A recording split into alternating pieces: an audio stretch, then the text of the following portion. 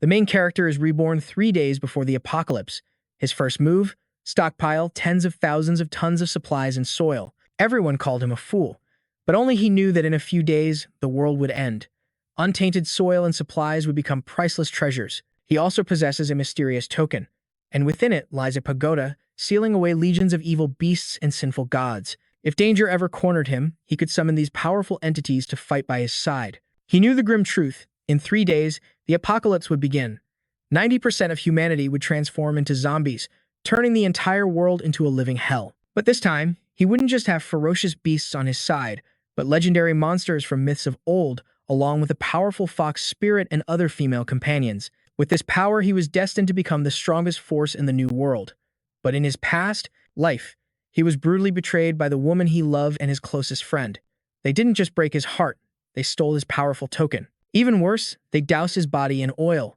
The main character was consumed by the unforgiving flames, his entire world turning to ash. He died burning with regret. He swore that if he ever got a second chance, he'd make them pay 1,000 times over. Suddenly, Kai's eyes shot open.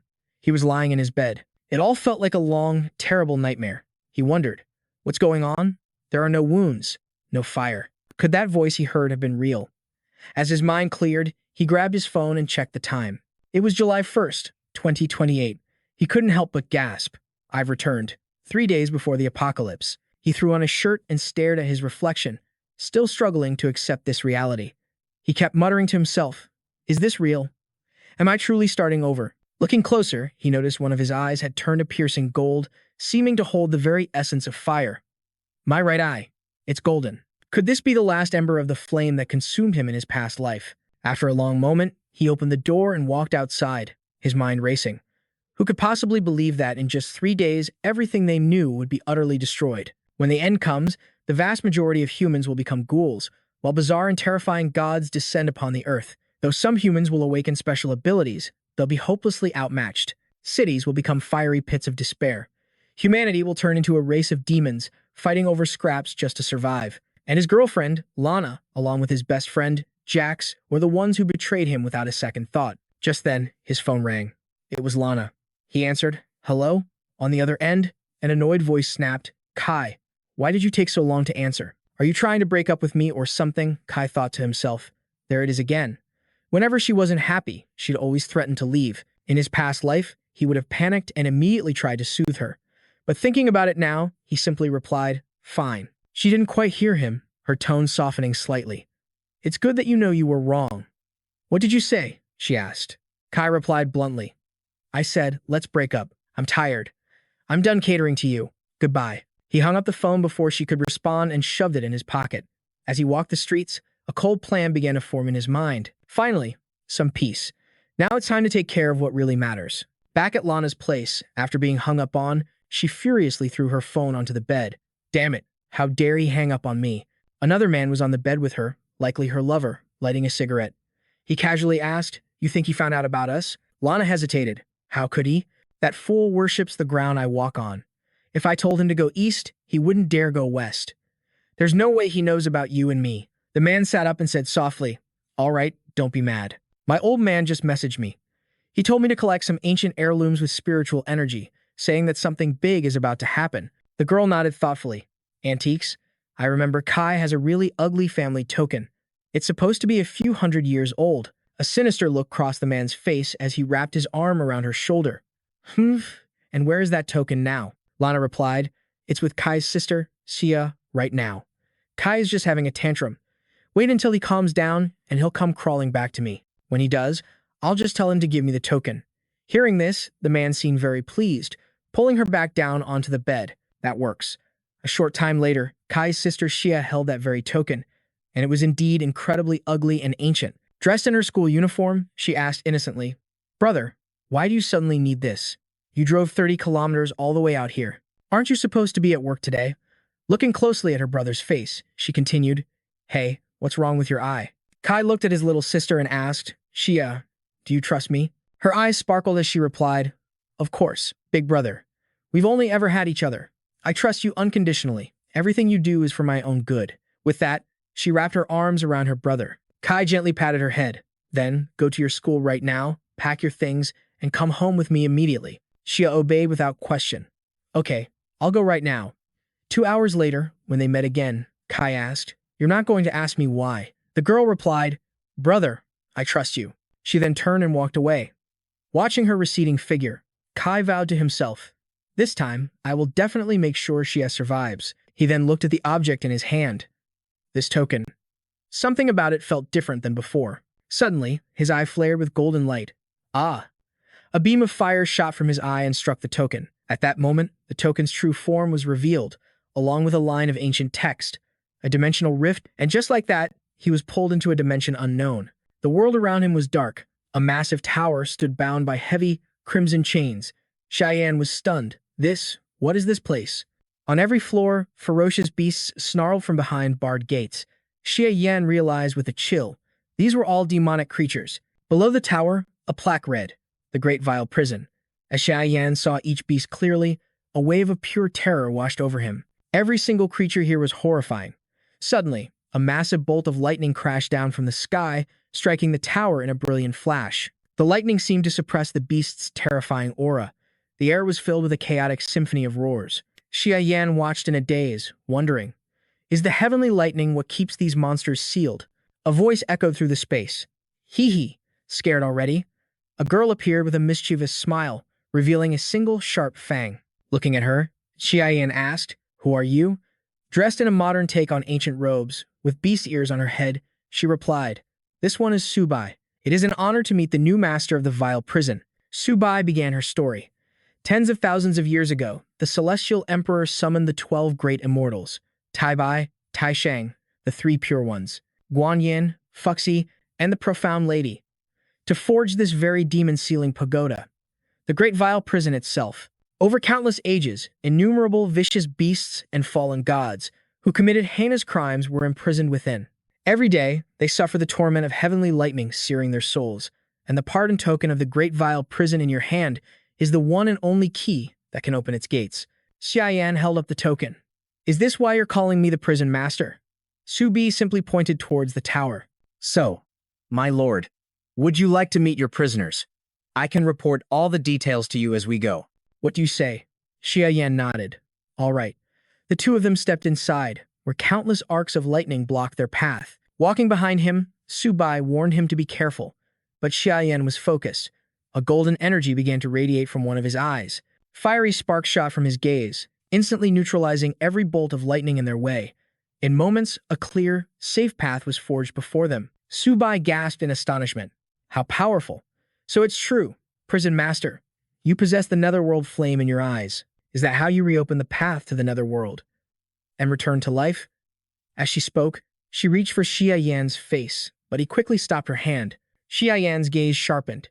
"In my past life, weren't you the one who whispered in my ear?" Su Bai scratched her head. This servant shares a deep fate with the Xia family. As the spirit guide of the great vile prison, I couldn't bear to watch you be destroyed by others. Your despair and rage before death in your past life allowed me to help you awaken your fire ability and activate the netherworld flame. This servant was simply acting in accordance with fate. Hearing this, Xia Yan paused. So that was the real reason he had been reborn. Now, the apocalypse is here, and I've awakened my powers. This time, things will be different. He turned to Su Bai and commanded, "Lead the way." The girl obeyed. "Yes, prison master." As she led on, she explained more about the prison. The Great Vile Prison is divided into 5 levels. With your current soul force, the only prison doors you can illuminate are the limits of where you can go. The higher you ascend, the stronger the sealed beasts become.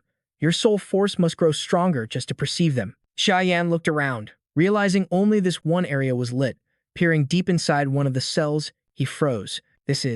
Inside was the very same monstrous beast from the day of the apocalypse, surrounded by skulls that stared out with empty eyes. A jolt of fear made Xia Yan step back. "In my past life. Isn't this the beast that Song Shijun was riding?" Seeing Xia Yan, the beast let out a heaven-shaking roar. But just as our main character braced himself, its voice softened. "Oh my, is this our new prison master? So young and talented.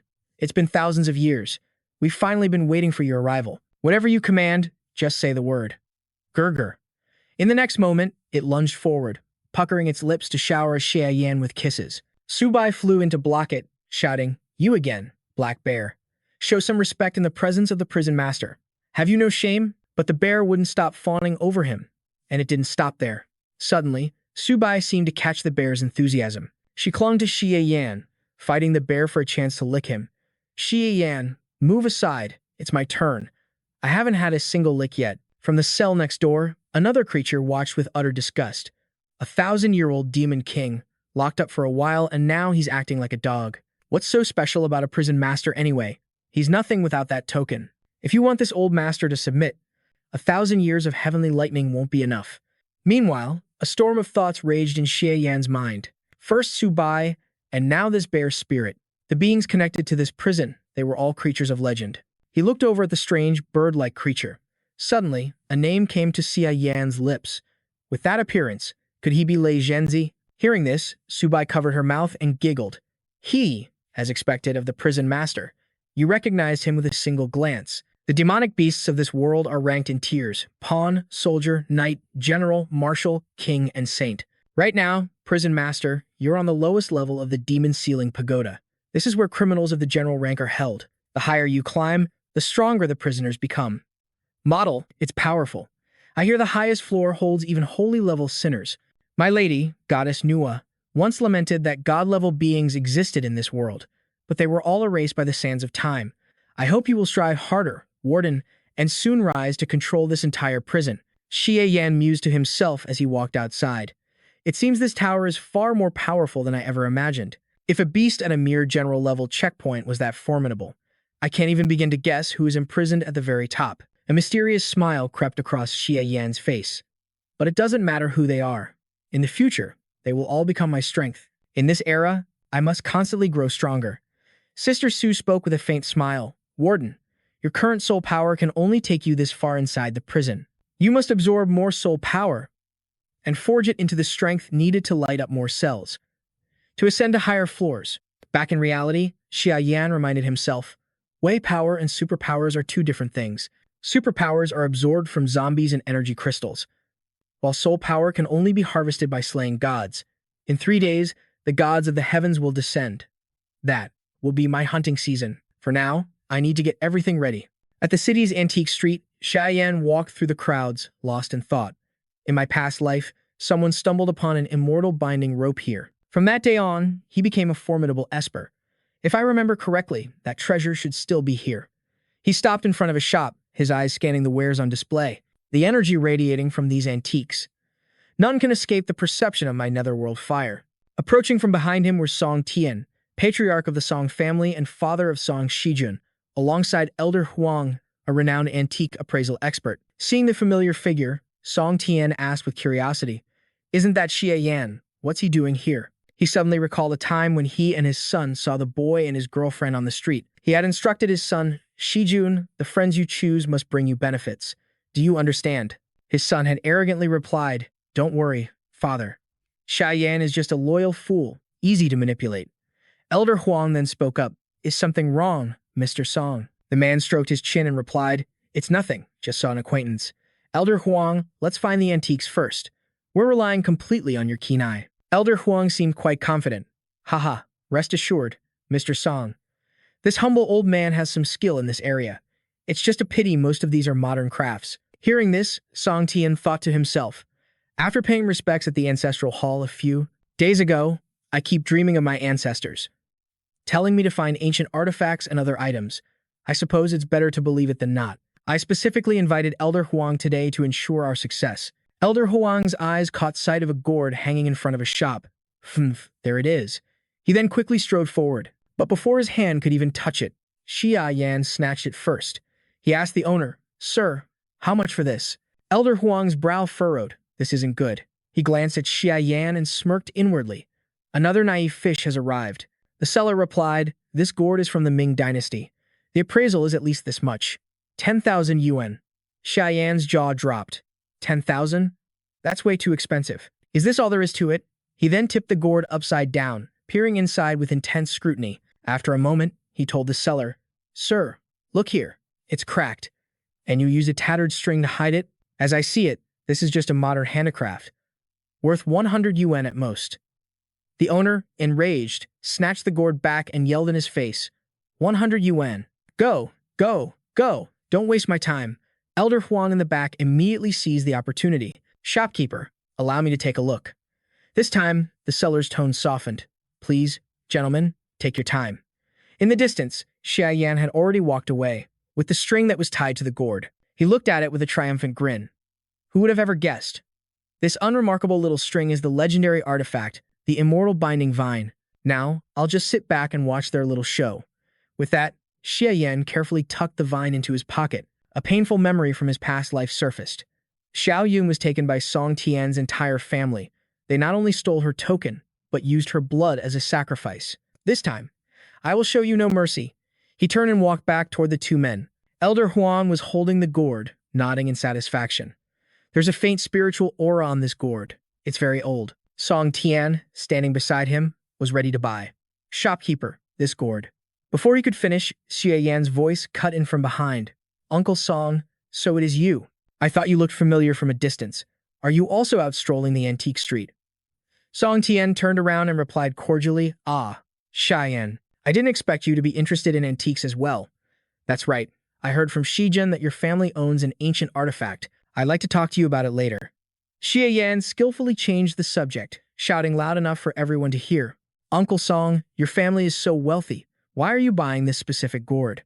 Could it be that this gourd is truly something special? The people walking on the street immediately turned their attention to the item. They rushed over, exclaiming, Isn't that Elder Huang, the master of the antique world? If he's appraising it, then it must be the real deal. That gourd must be worth a fortune. Shopkeeper, you said 10,000, right? I'll pay 12,000. I'll offer 20,000. Song Tian spun around, furious. You people, I was here first. Don't you dare drive up the price. The shopkeeper grinned wide. Haha, I'm not setting a price. The highest bidder takes it. The bids immediately started flying. 50,000. I'll give 51. After a fierce back and forth, Song Tian and Elder Huang finally won the ancient gourd. But the price was agonizingly steep. He clutched his new treasure, seething to himself. It cost me 170,000. Damn it all. That thing should have been mine for a mere 10,000. But that brat, Xia Yan, just had to interfere and drive the price sky high. Meanwhile, Xia Yan waited in a corner, watching him approach. He finally broke the silence. Uncle Song, you said you were curious about my family's heirloom? Song Tian grunted in response. Yes. I heard from Shijun that your family possesses an ancestral command token. May I have a look? Without a word, Xia Yan produced the very token. Of course. Elder Huang's eyes were practically glued to the token, his mind racing. This is a true treasure. He reached out a trembling hand. May this old one hold it for a moment? In a flash, Xia Yan pulled his hand back, smoothly slipping the treasure back into his coat pocket. Scratching his ear, he replied coolly, Of course not. This is my family's heirloom. Why would I let just anyone handle it? Song Tian tried to play nice.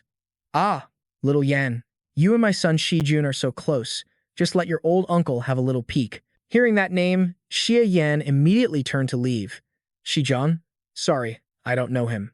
If there's nothing else, I'll be going now. Song Tian quickly blocked his path. Hey, wait, what will it take for you to let us see it? Xia Yan simply pulled out his phone, the bank transfer screen already open. He turned back with a smirk. Simple. Transfer the money.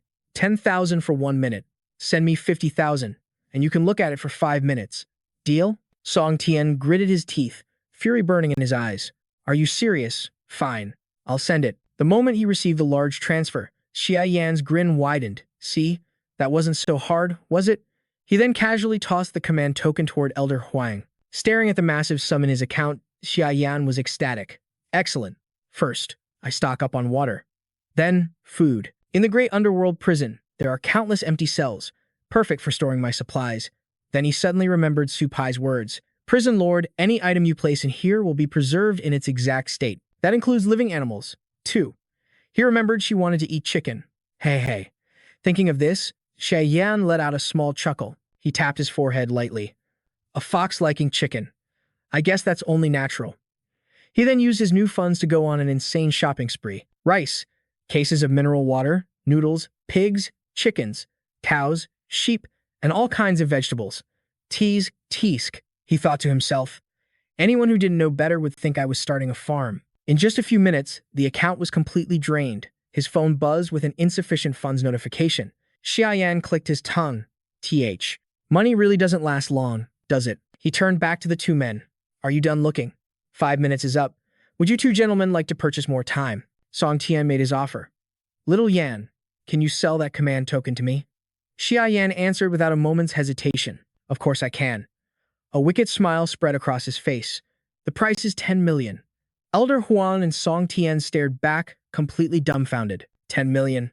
Xia Yan deftly snatched the treasure back from Song Tian's hand. What's the problem, Uncle Song? This command token has been passed down for 1,000 years. It's an authentic antique.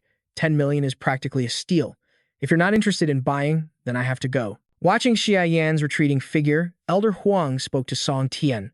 Mr. Song, that token is indeed a genuine artifact. Its value is at least 500,000. He's just asking for an absurd price. Should we try to negotiate a bit? In my opinion, we can get it for 100,000. Song Tian frowned deeply. Elder Huang, you've worked hard today. You may return home first. Understanding the command, Elder Huang bowed and left. Very well. This old one will take his leave. Once he was completely alone, Song Tian took out his phone and called his son.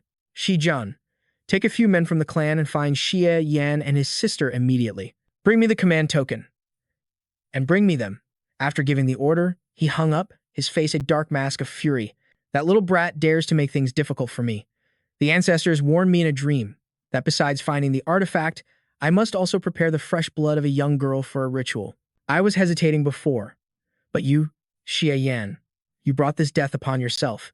Far in the distance, Xia Yan walked on, a cold laugh escaping his lips. Ha ha, that killing intent. Are they finally planning to make a move on me? Good. I was afraid they wouldn't have the guts. It's a shame I couldn't scam more money out of them. But that's fine. A debt like this is best collected in installments.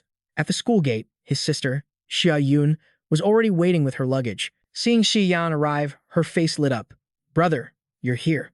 Let's go. Xi Yan walked toward her. Let's go home. Just as they were about to leave, Bai Shiren, Xia Yun's homeroom teacher, ran towards them, shouting, wait a minute.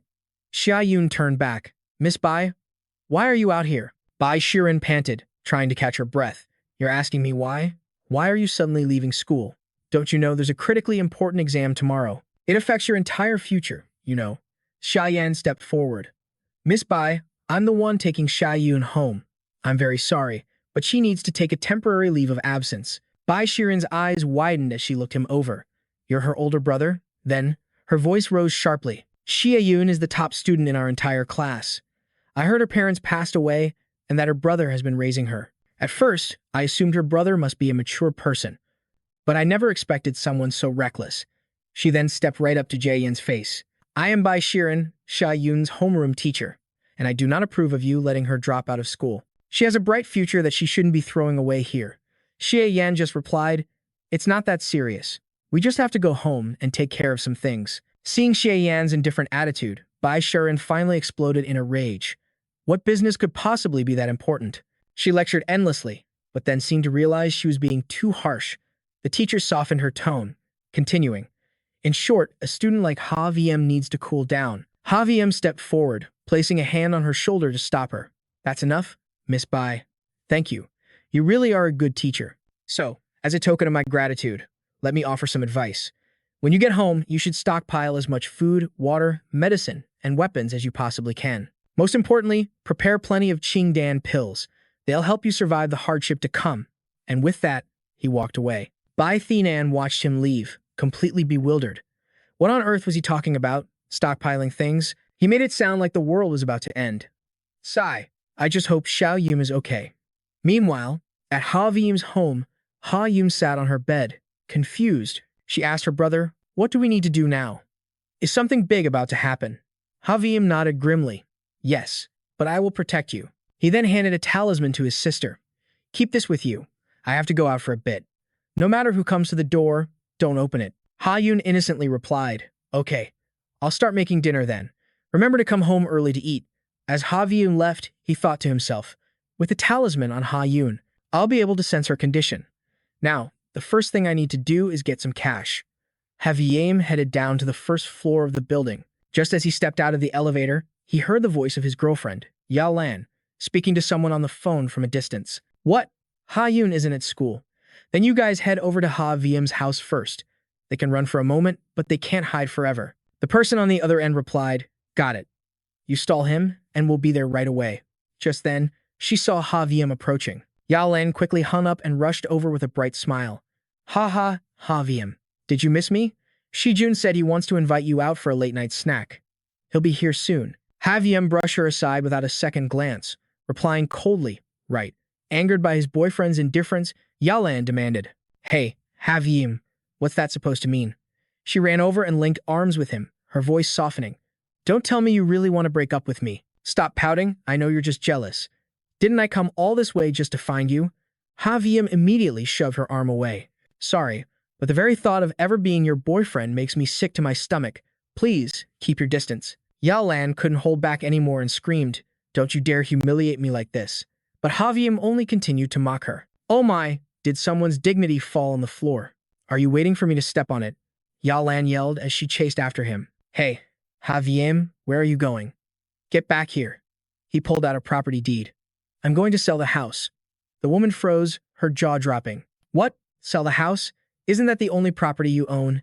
Didn't you say you wanted to use it as our marital home?" Haviem put his hands in his pockets with a faint smile. "I'm short on cash, so I'm selling it cheap. You want to buy it?" Yalan stared in confusion. What on earth is wrong with him? Why is he suddenly so cold? And he wants to sell the apartment? That place was left to him by his parents. It's in a prime location. The market price has to be at least $3 million. If it wasn't for this apartment, why would I have ever agreed to date him? With that, she sashayed closer and asked, "So, how much are you selling it for?" Haviem rubbed his chin. "No negotiations, $1 million. Yalan's eyes widened. "That cheap," she thought to herself. Did he commit a crime or something? Is he selling it to pay off a debt? Haviem pressed her for an answer. "So, are you buying or not? If you're not interested, I'll go find an agent. A deal this good, I have to take it." Yalan immediately fell for the trap. "I'll buy it. Of course I'll buy it, but I don't have that much money on me right now. Can I give you $300,000 first? I'll pay off the rest later." Haviem flatly refused. "Who said you could pay in installments?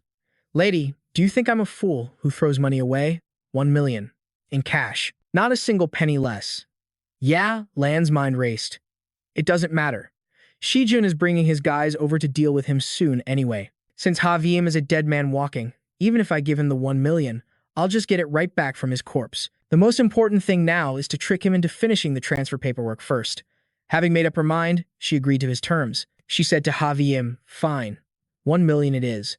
Let's go to the property transaction center right now." Sometime later, at the transaction office, Yalan called her mother, excitedly boasting about her big score. "Mom, don't worry. I just got the deal of a lifetime on this apartment. I'll have the money back in my hands in no time." Her mother complained endlessly on the other end of the line. "I can't believe it. You're dating that dirt-poor loser, that Haviem, and now we have to use our own money to buy his place? This is our family's entire life savings." Yalan wore the smirk of a winner. "Ha, just transfer the money over, Mom. He'll be disappearing permanently very soon." From across the office, Haviem called out, "Are you done?" "I'm not signing until the full amount is in my account." Yalan nodded. "It's done. I'm transferring it now." She thought with satisfaction, "I'm only afraid you won't be alive to spend it." Across the way, Haviem also wore a wicked smile. He looked at the massive sum on his phone. When the apocalypse arrives, property will become worthless, and those who just wasted $1 million, people like you will miss their last chance to survive. Clutching the deed in her hand, Yalan happily said to Haviem, "Haha, I'm so happy. Haviem, let's go to your place so we can celebrate." He played along. We should definitely celebrate this occasion." In another part of the city, Shijun led his men to Haviem's apartment to find his sister. At this point, every one of them was carrying a heavy club. He said to his thugs, "I heard earlier that Haviem brought Ha-Yun home this afternoon. Before he gets back, we have to take care of the girl." He decided to pay a little visit first, for a private chat with his friend's sister.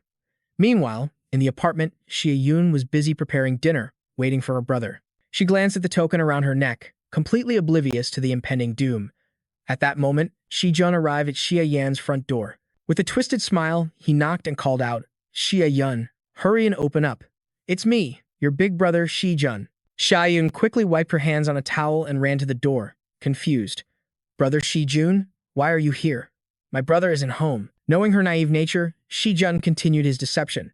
"He went to buy ingredients for dinner and told me to come on ahead. Open up, it's scorching out here." She placed her hand on the lock, hesitating. Well, but then she remembered her brother's warning.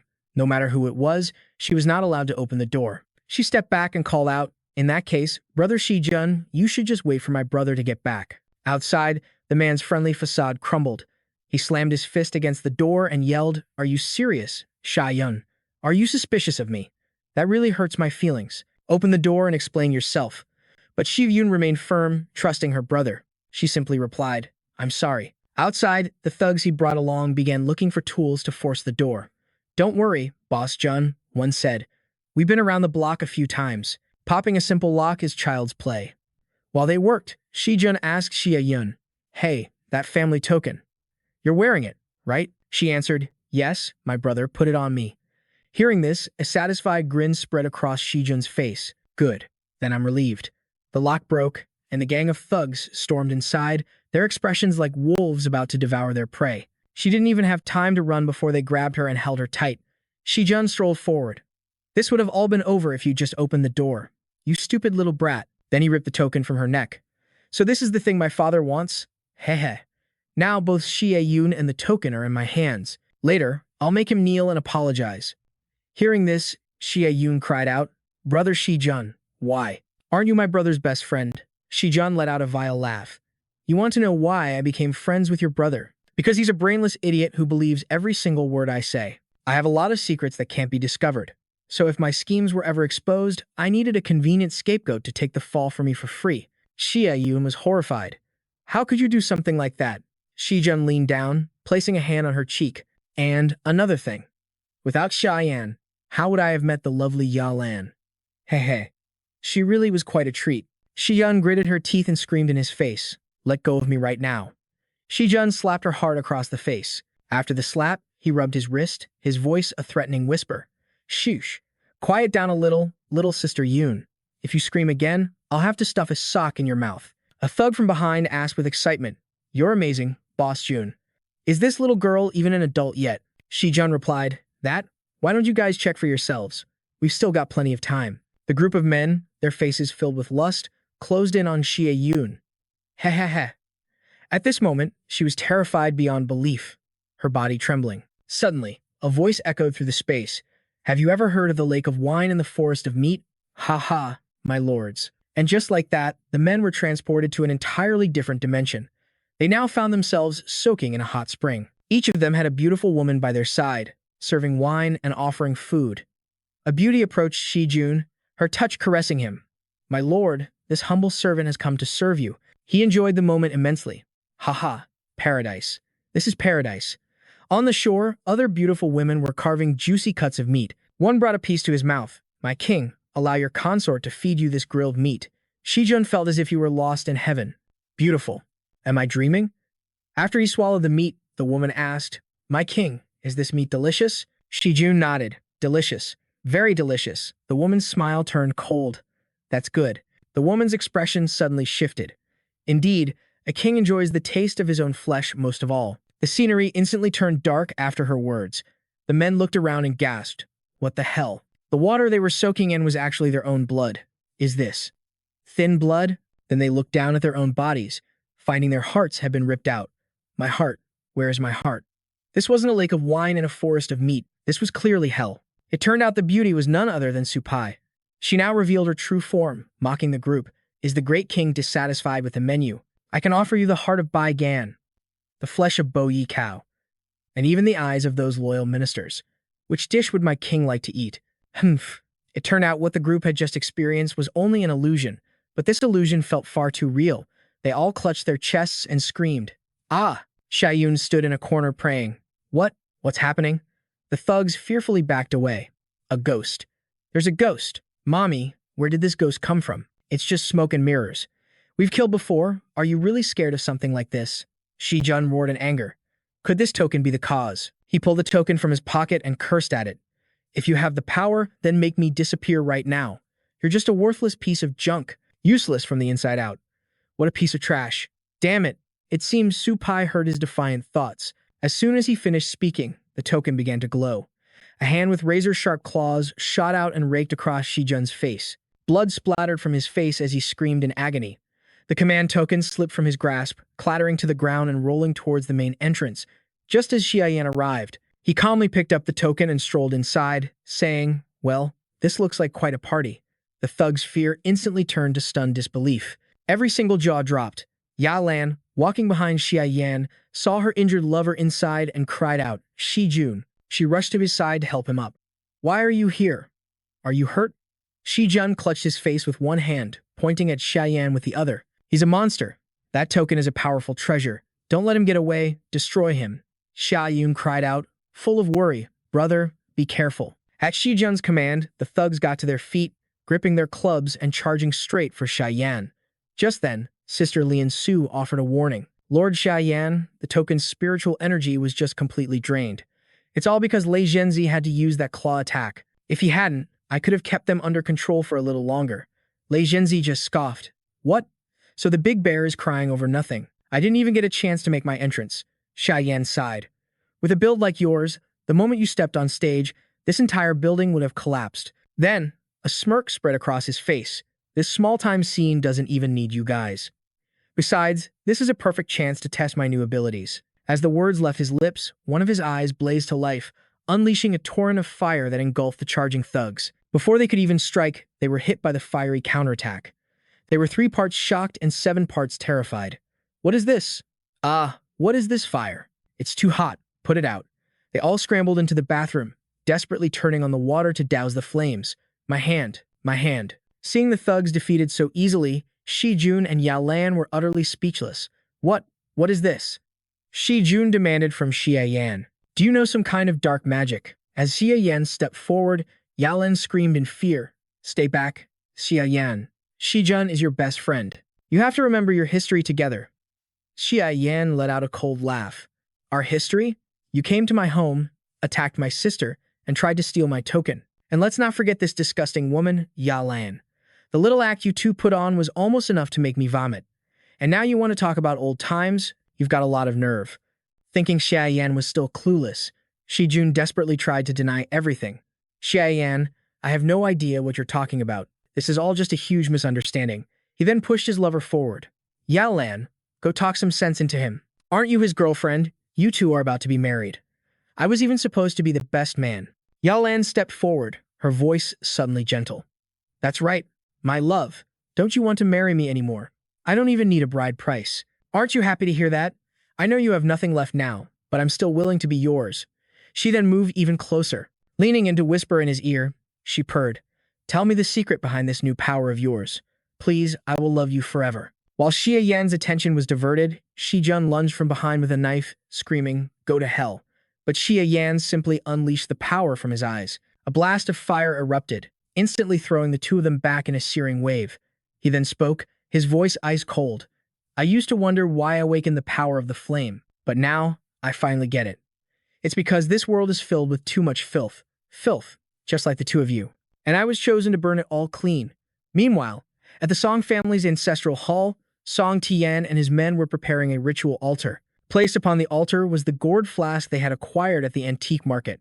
Song Tian held incense sticks and bowed deeply. "Ancestors above, your descendant, Song Tian, begs for your blessing. May you grant the Song family a smooth path and a glorious future." Suddenly, a demonic red light glowed from the altar, revealing the spirit of a ferocious soldier with a terrifying face. His eyes burned like embers, and he held a glowing object.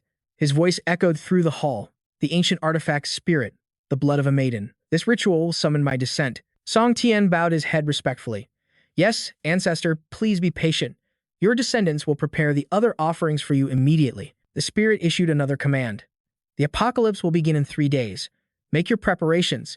Hearing this, Song Tian looked up in shock. "The apocalypse? In 3 days? Ancestor, could you mean?" He spun around and barked orders at his men. "Go, buy as much water and food as possible. Hurry up. If I'm not mistaken, the end of the world is truly coming."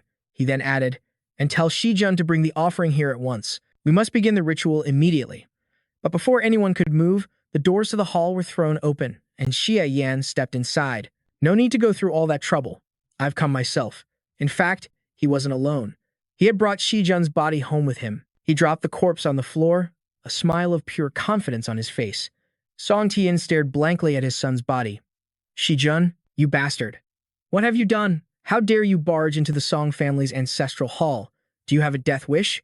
He instantly ordered his guards. Kill him for me. His men rushed forward, but Xie Yan walked toward them casually, without a trace of fear and without a single weapon. He closed his eyes, then slowly opened them again. One of his eyes was now glowing with a golden light, radiating the energy of a raging fire. Xie Yan taunted them, "Bring it on." Everywhere he stepped, flames erupted, turning the guards to ash in an instant. They were never even a match for Xie Yan.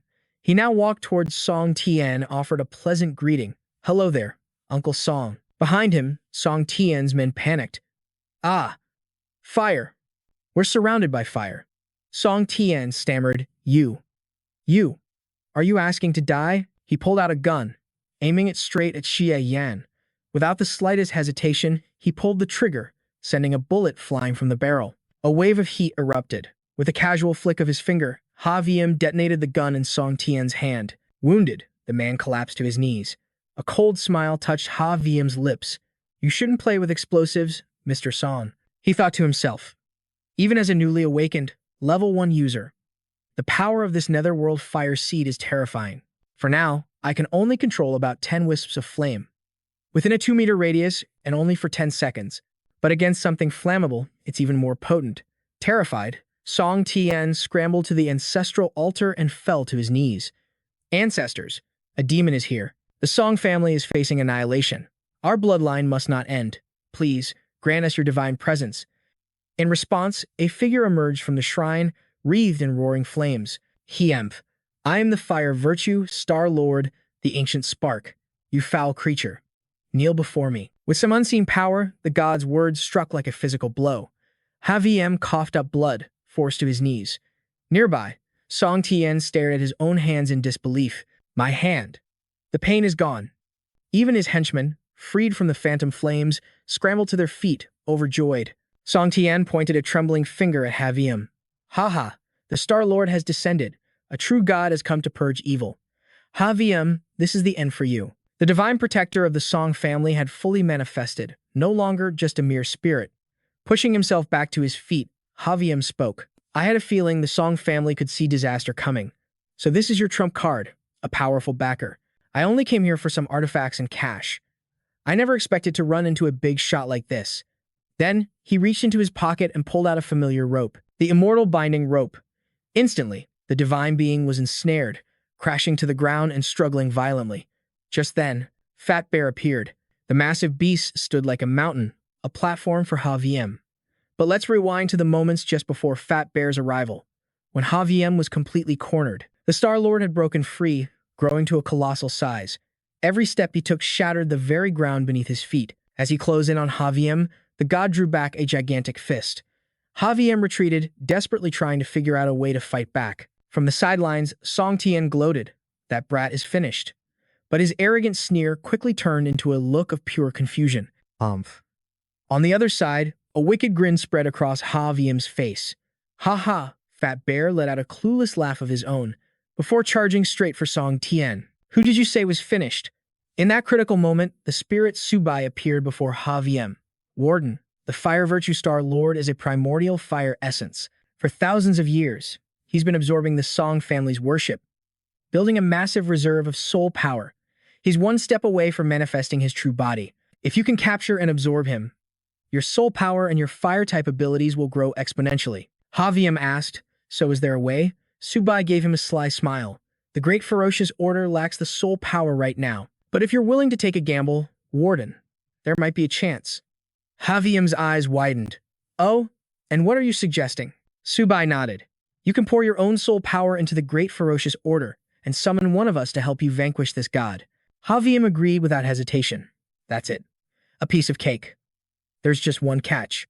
Soul power is rooted in the soul itself. If I fail to capture the Star Lord and can't restore my spirit, my own soul will shatter, and I will cease to exist.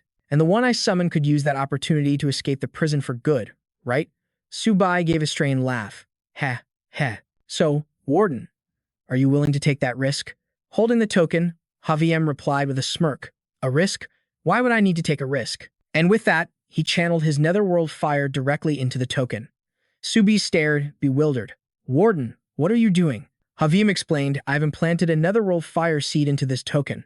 If I die, the seed will erupt and incinerate the order.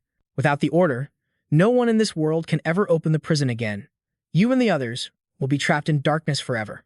So, to ensure my safe return, you all know exactly what to do. With his ultimatum delivered, he raised the token high and began the summoning. Within the ferocious prison, a blinding pillar of light pierced the gloom, striking the central tower.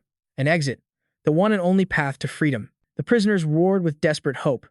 Release me. Let me out. Havim declared his choice. I summon the great demon who guards Mount Luogia, the black bear spirit. Be summoned from this prison and aid me in battle. Answering the call, the one they called Fat Bear slowly emerged from the prison's depths. He let out a titanic roar, and from within the prison, desperate voices echoed. Black Bear, don't you dare screw this up. You absolutely cannot let the warden die. Materializing on the battlefield, Fat Bear launched himself at the Fire Virtue Star Lord, bellowing, Finally, I'm free. The bear spirit began to jump around in pure bliss. This feels incredible. So good. Havim leaped onto his head, rapping his knuckles on the bear's skull. Get to work. My soul power won't last forever. Do you actually want me to die out here? Fat Bear snapped to attention. Yes, Warden. Understood. I've always been loyal. You made the right choice summoning me. Haha. He then stalked towards the downed Star Lord and effortlessly pinned him. A mere minor god of the 5 elements. Dares to stand in the way of a true mountain god like me? Hand over your fire essence, and be quick about it. Defeated but defiant, the Star Lord turned his head and roared. Flames, come to me. Fat Bear delivered a thunderous slap across his face. You dare? The god yelped in pain. Aye, my face. My true form is crossing realms. I can't use my full power here. I must retreat. But before he could escape, Havim's sacred rope coiled around him again. A wicked smile played on Havim's lips. Running so soon, too late. The immortal binding rope, and just like that, the opening scene unfolded. Huda Xingjun, the Fire Virtue Star Lord, thrashed within the magical rope's grip. Standing nearby were Fatty Xiang and Xie Yan. Song Tian collapsed, his knees hitting the floor. Seeing that even Huda Xingjun had fallen to Xie Yan, he screamed in utter despair, Impossible! Ancestor Huda Xingjun. His eyes then shot to the glowing rope. Is that the rope from the gourd? He whipped his head towards Cheyenne, his teeth grinding with rage. You! Cheyenne just smirked victoriously. Luckily, Uncle Song was generous enough to only buy the gourd, which allowed me to get my hands on this immortal binding rope. Song Tian wailed, tears streaming down his face. Ancestor. My great ancestor. In an instant, the ancient spirit was crushed by the rope, dissolving into particles of light before reforming into a large fire crystal. Cheyenne reached out and snatched it from the air. Standing on Fatty Xiang's head, he looked down and called out, How about we make a deal? He glanced at the weeping Song Tian, then at his son, unconscious on the floor, and at the rest of his injured clan members. Xie Yan's voice was cold.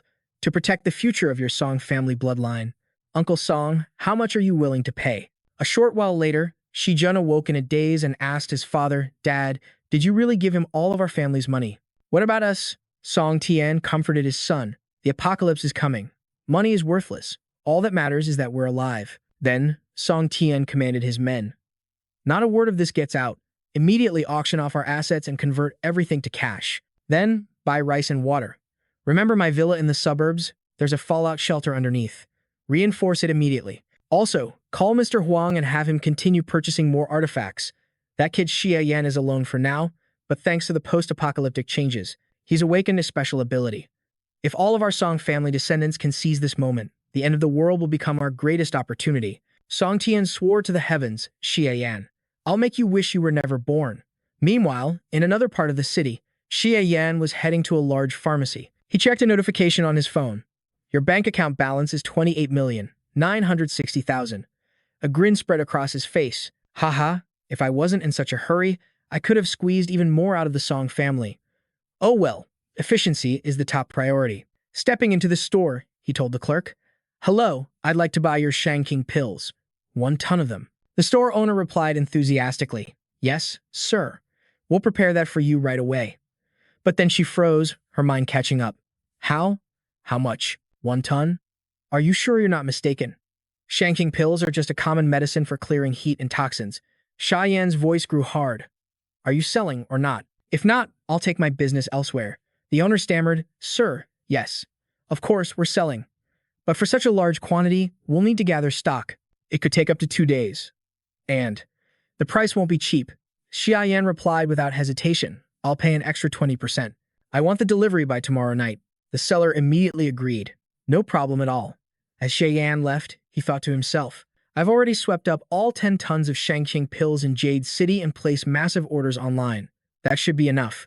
Who would have ever guessed that the most critical resource in the coming apocalypse would be this overlooked medicine? Xia Yan's mind flashed back to his previous life. At that time, he was dying on the floor. He used his last bit of strength to speak to his sister. It hurts so much. I think I'm dying. Xiao Yun sobbed. I'm so sorry, brother. I couldn't buy any Shangqing pills. This medicine can accelerate the awakening of abilities and stop someone from turning into a zombie. If only our family had stockpiled more. Don't give up. I'll go find another pharmacy. With that, the little girl opened the door and ran out, ignoring Xia Yan's desperate pleas. Xiao Yun, don't go. It's too dangerous out there. But as soon as she left, she was chased down and captured by members of the Song family. Xia Yan knew what was happening, but he could only scream in helpless rage as his sister was taken. Back in the present, Xia Yan opened the door to a room. Seeing his sister sleeping peacefully, he gently stroked her head and vowed, when Xiao Yun died that day, she was gone forever. This time, I will never let that happen again. As for the Song family, they only know to hoard food when the world ends, but they have no idea that in the early stages of the apocalypse, the most important resource is awakened ability users. Controlling the supply of Shangqing pills is the same as commanding an army of loyal awakened ones. Leaving his sister's room, Xia Yan went to the sofa. He sat down, took out a command token, and declared, Netherworld Fire Seed, Ignite. Xia Yan then sat in a meditative pose to cultivate his power. With the Netherworld fire in his eyes, a lotus platform of flames materialized around him. In an instant, Suji appeared. Congratulations, Prison Master. The Netherworld Fire Seed has been refined by the Fire Crystal, upgrading to the Red Lotus Fire Seed, capable of destroying all barriers and illusions. Not even Yunguok's Lake of Wine and Forest of Meat illusion could stop you now.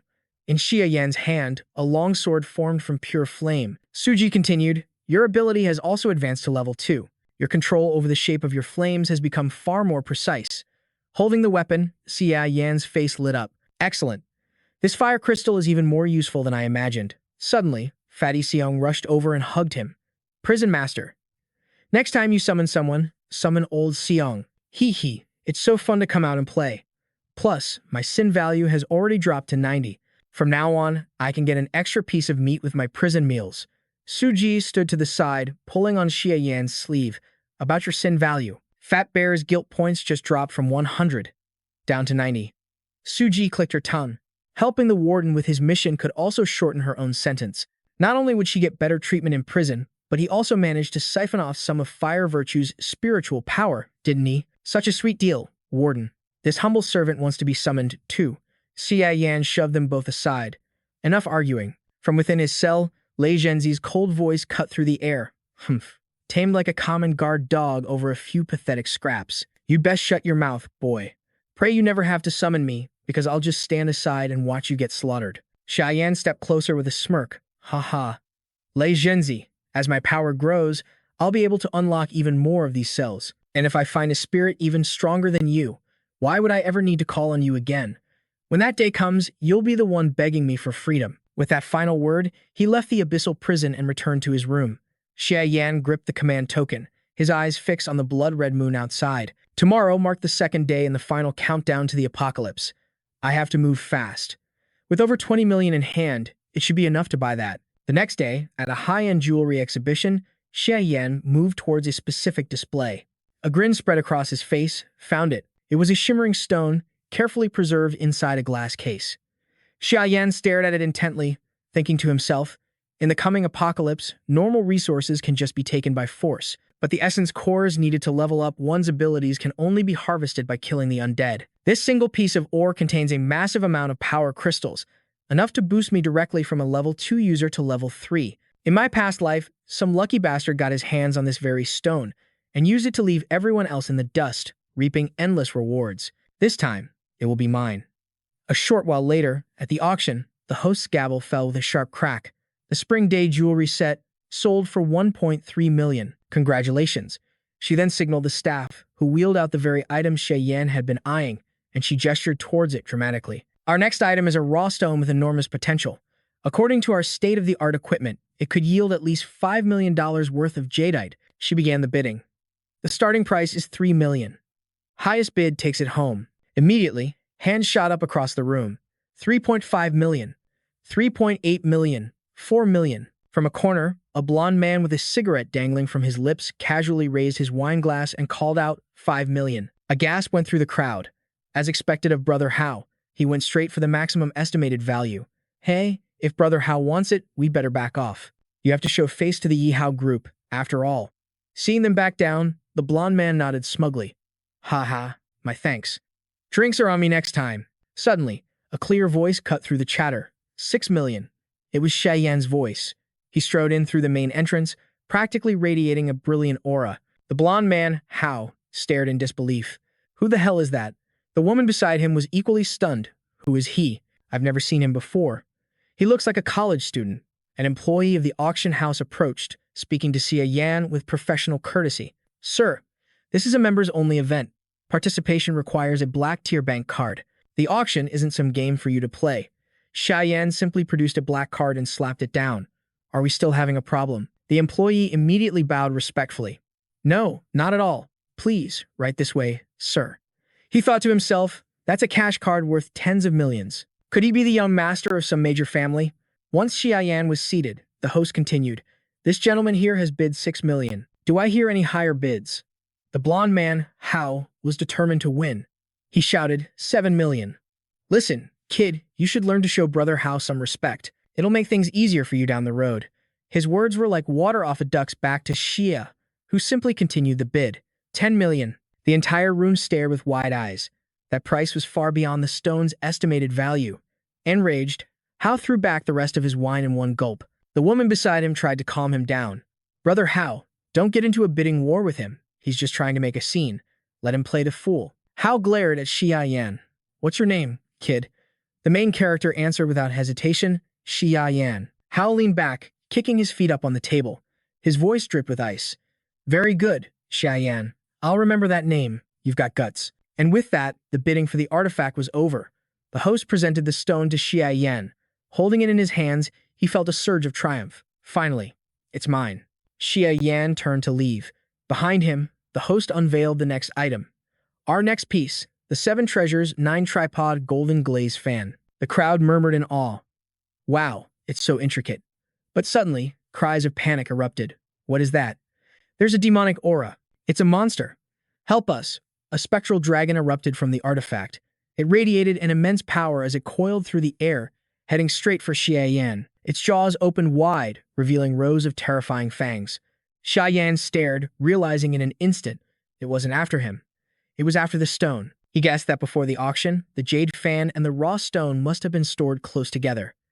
Sensing the immense power within the stone, the dragon had been drawn to it. In its rampage, it smashed through the stage and the audience below, injuring countless people in the chaos. And with the apocalypse just days away, the evil spirit sealed within the fan had awakened. The world was about to descend into madness. Supernatural events like this would soon become common, and all of this was only the prelude. At that moment, Hao leaped to his feet. What in the hell is going on? He grabbed a nearby baton and stood his ground, watching the dragon close in on Xia Yan as he let out a furious roar. Careful now, the blond man's eyes widened in shock as he watched Haven single-handedly face the ferocious beast with only his nether fire. From one eye, Haven unleashed a blast of fire energy, completely overwhelming his foe. The crystalline dragon thrashed for a moment before dissolving into nothing. It transformed into a glowing pink gem in midair, which then flew into the token Haven wore on his chest. He scoffed. This low-level beast's power was hardly worth the effort. In the distance, the blond man collapsed to the ground. Damn it, Haven. That power. He's a true master. I have to convince him to be my teacher. Sometime later, downstairs from Haven's apartment, the massive order of supplies had finally arrived. Workers were busy moving everything into his warehouse. A convoy of delivery trucks lined the street, one side filled with livestock like pigs, cattle, and chickens, the other with medicine and essential goods. The area buzzed with activity. Excuse me, coming through. The commotion drew the attention of neighbors, who began to gossip. Are all these things for Haven? Is he planning on opening a supermarket? Haven is such a kind and gentle person. This must be his new business venture. A plump woman smirked and crossed her arms. Ha! A young man who doesn't know his place in the world, thinking anything he touches will turn to gold. Just you wait, his little store will never even open. A woman behind her spoke up. Miss Zhang, weren't you planning to rent that same warehouse for your own supermarket? The woman spun around and snapped. I would never set my sights on a dump like this. Haven walked over without a word, glancing over the goods and thinking to himself, I just spent the last of my money on these supplies. What else am I missing? A delivery worker approached him. Mr. Haven, everything has been delivered. Would you like to check the inventory? Haven shook his head. No need, thank you. The worker continued, another truck is arriving tomorrow. Your warehouse might not have enough space to hold it all. Haven cut him off. Then I'll go to your main depot and pick it up myself. The man nodded. All right, see you then. Miss Zhang, who had been listening from the side, seethed with anger. Another truck tomorrow? Did Haven strike it rich? How is that possible? He's an orphan with no parents and no respect for his elders like me, and now he gets to open a supermarket? I have my eye on that place first. I should be the one getting rich. As she fumed, her grandson yelled out, I have to pee. I have to pee. He then ran straight into Haven's warehouse, pulled down his pants, and freely relieved himself. Miss Zhang ran after him, a pleased look on her face. Oh, little Bao, you're so smart. You know how to go potty all by yourself. The little brat casually urinated all over Haven's boxes of supplies. Miss Zhang approached the main character, speaking up for the boy. Haven, he's just a child who doesn't know any better. Surely you won't hold it against him, right? Without a word, Haven grabbed the boy by the collar of his shirt and tossed him back toward his grandmother. The boy screamed in terror. Ah! Miss Zhang shrieked. Haven, what are you doing? He's just a misbehaving child.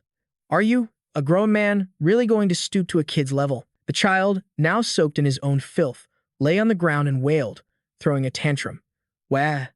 Haven spoke coldly to Miss Zhang. Actually, I do hold it against him. With that, he slammed the warehouse door shut, leaving a speechless Miss Zhang standing outside. Suddenly, her grandson saw someone setting off firecrackers in the distance. He piped up again. I want to play with fireworks. I want to light fireworks.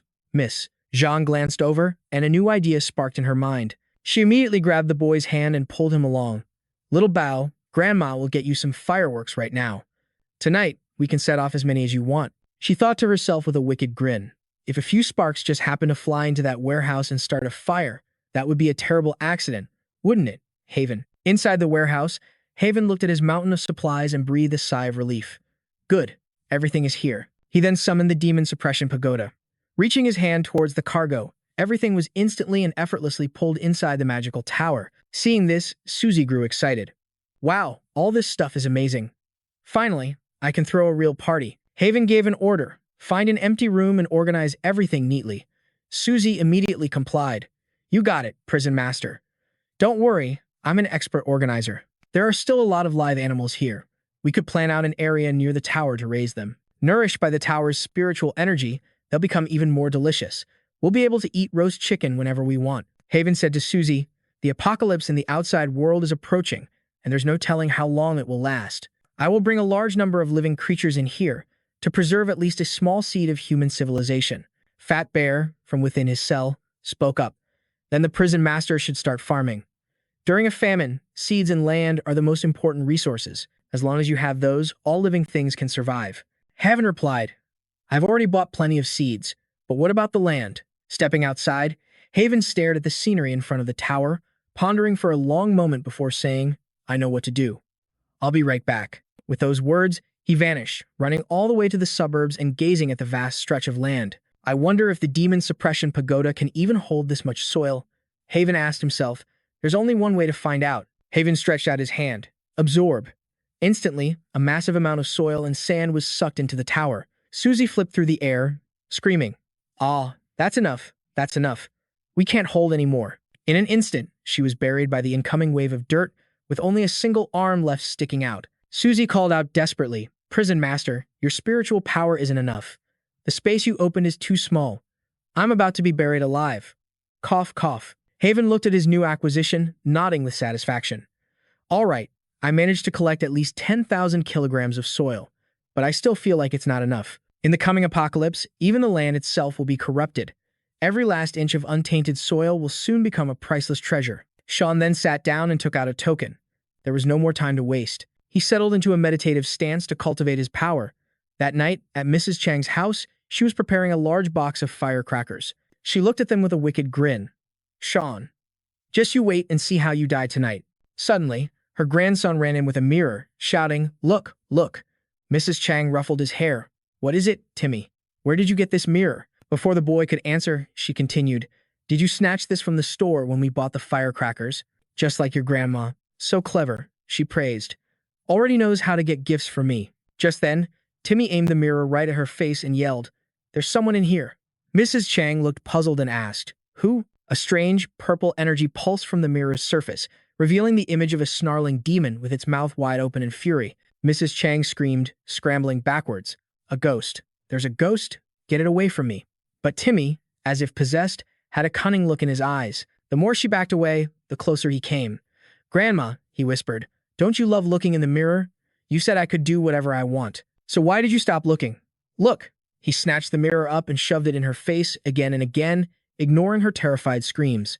"Ah, no, don't." After what felt like an eternity, the demonic beast in the mirror had frightened Mrs. Chang so badly that she fainted on the floor. Timmy let out a satisfied laugh. "Ha ha, that was fun. So much fun. Grandma, let's play again." A strange aura began to glow around him. Just then, Mrs. Chang's eyes snapped open. They were blood red. A sinister aura now pulsed around her as well. She stroked her grandson's head, whispering, "Come here, Timmy. Grandma loves you most." In a flash, her true, demonic form appeared. She lunged at Timmy, her mouth gaping wide as if to swallow him whole. The boy screamed, "No!" All around them, shambling corpses began to appear. A suffocating, nightmarish aura fell over the area and began to spread across the entire city. Meanwhile, at the port warehouse, a worker was closing up. "Looks like a big storm's coming." In the distance, he saw a large ship pulling into the dock. A panicked voice echoed from the vessel. "Oh God, we've got a problem. We caught a whole boatload of monster fish." On the ship's deck, they were hauling up a bizarre catch. One man stared at them. "They're leaking pus, and their mouths are full of sharp teeth. Can we even eat this stuff?" Another sailor cursed, "Damn it. It must be that factory dumping waste into the ocean. It's mutated everything." The warehouse worker checked his watch. It was about time. He called into the dark warehouse, "Hey, old man Wu. I need the inventory sheet." The man didn't answer. His hands suddenly began to twist and deform, his skin turning a dark green as he trembled violently. He clutched his face, gritting his teeth before collapsing to the floor. The worker called out, "Old man Wu, are you okay?" The worker walked closer, his voice filled with concern. "Old man Wu, what's wrong? You got a cold. Need me to call in sick for you?" Just then, a group of men entered from behind him. The young worker turned around. "Who are you guys?" They were a crew of men in sharp suits and sunglasses. The one who seemed to be the leader spoke up. "I heard that Jade City's entire supply is in this warehouse. Is that right?" The worker replied, This is all for a customer's order. If you want to buy some, you can." The leader cut him off. "Take it all." At his command, the men rushed toward the crates. The worker scrambled to stop them. "Hey, what do you think you're doing? Wait, stop." One of the thugs shoved him hard, sending him flying towards Old Man Wu. With the obstacle gone, the leader barked, "Hurry up." But as he took a step, he felt something grab his ankle. He looked down to see Old Man Wu's hand clamped around his leg. Blood suddenly seeped from the hand as it violently threw the leader to the ground. Old Man Wu was completely transformed. His skin was dark, his hands had grown claws, and his eyes burned red as he let out a furious roar. The men in sunglasses grabbed whatever weapons they could find and cautiously formed a defensive circle. After a struggle, they finally managed to subdue him.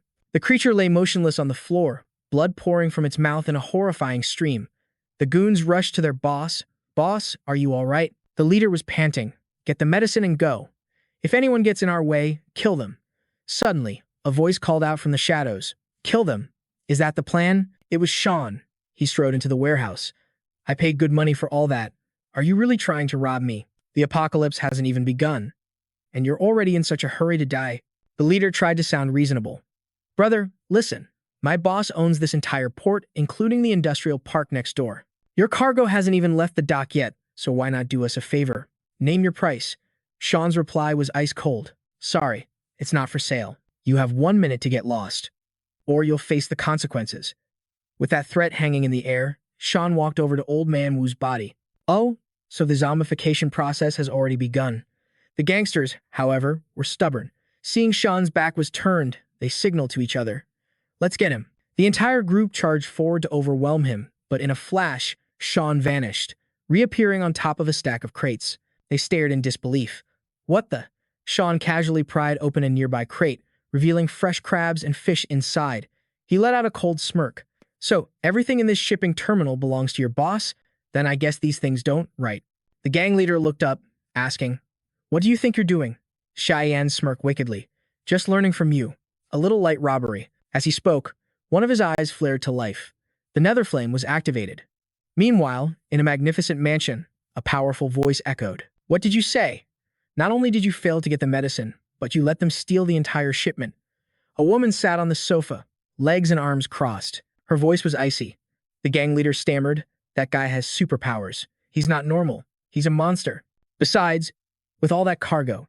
He disappeared right after locking the warehouse doors. By the time we got them open, it was empty. There was nothing left. The woman was stunned. "So that's how it is. What's his name?" The man in sunglasses replied. "I checked the recipient's info. His name is Xia Yan." Hearing this, the woman touched her chin, musing. "Xia Yan? He's an ability user too, and it seems he has some kind of spatial storage power. If I get the chance, I'll capture him." Suddenly, the gang leader collapsed to the floor, his skin grotesquely distorting. The woman asked, bewildered, "What's happening?" In moments, the man crashed to the ground, a rattling sound escaping his throat. The woman stared down at the leader with a grave expression. "The toxin has reached his brain. Even a supreme clarity pill is useless now. Take him outside and burn him. Do not let him scratch you. And avoid contact with his blood." The man in sunglasses obeyed. "Yes, ma'am." But before he could be burned, the leader began to move. His hand trembled. Then he shot to his feet, lunging furiously toward the woman. But she showed no fear. She calmly raised a hand, using her ability to control him. With a single finger pointed upward, she summoned long, binding tendrils from thin air. They wrapped around the turning gang leader. The more he struggled, the more blood he shed, dying in utter despair as his blood splattered everywhere. The man in sunglasses asked in terror, "Ma'am, you..." The woman cut him off. "This is only the beginning. Continue searching for medicine, stockpile weapons, and use the warehouse as our base. We'll set up a defensive line along the coast, gather all our people, and prepare yourselves." She looked out the window, the storm brewing in the sky. Her voice trembled slightly. "The apocalypse is here." Back at Xia Yan's home, he took out a box of supreme clarity pills for his sister. "Here, take these. The water and air are no longer clean. From now on, only use mineral water for drinking or for anything that touches your skin. Take 3 of these pills a day as a precaution. If you start to feel cold, you have to tell me immediately." Xiaoyu nodded while sipping her water. "Okay." After they finished eating, she looked at him. "Shouldn't you tell me now? What in the world is going on?" Xia Yan replied, "You're right. It's time you knew. Let's walk and talk. I'm taking you somewhere." Xiaoyun trailed behind Xia Yan, looking around nervously. "Brother, this is the first time I've left the house since coming home from school. Why does everything feel so gloomy?" Xia Yan chuckled. "Haha, it's just the ghouls and ghosts finally showing their faces." Behind the siblings, a voice emanated from a nearby apartment. Nah, all gone. So hungry." It was Mrs. Jiang, seemingly possessed. She chewed on a pile of firecrackers, ranting endlessly. "Why do they have everything? Why won't they share with me? All of it should be mine. I want it all. It's all mine." Hearing footsteps from above, she whipped her head around and screamed, "How many times have I told you? Stop walking around in your own home. You're disturbing this old woman's sleep. Don't you know I'm a light sleeper?" In the next moment, she threw her door open, defying me. "You're all against me. Just go and die." By now, Xu Yan and his sister had left the building and gotten into a taxi. In the distance, 2 women had just arrived. It was a middle-aged woman and her daughter, who appeared to be Yao Lan. The mother gazed at the dark sky and said to her daughter, "Yao Lan, the security around here doesn't look very good, does it?" Yao Lan answered confidently, "Haha, with a man as strong as Xia Yan here, who cares about bad security, this place will be mine and his forever home." The mother seemed pleased. "It seems borrowing hundreds of thousands for your high-end Korean plastic surgery wasn't a waste after all. And with that innocent baby doll makeup, a beautiful girl like you will definitely capture Xia Yan's heart." Yao Lan touched her face smugly. "Of course. Xia Yan loves this look. Why else would he have been so obsessed with me? He was always chasing after me. I don't know why he was so rough this time. But now he's become so powerful, so capable. Once I have Xia Yan wrapped around my little finger again, with his abilities, won't we be able to do whatever we want? He even managed to raid the Shi Jun family's supplies. That's my boyfriend. All I have to do is show up in front of him, give him a little invitation, and he'll come crawling back, won't he?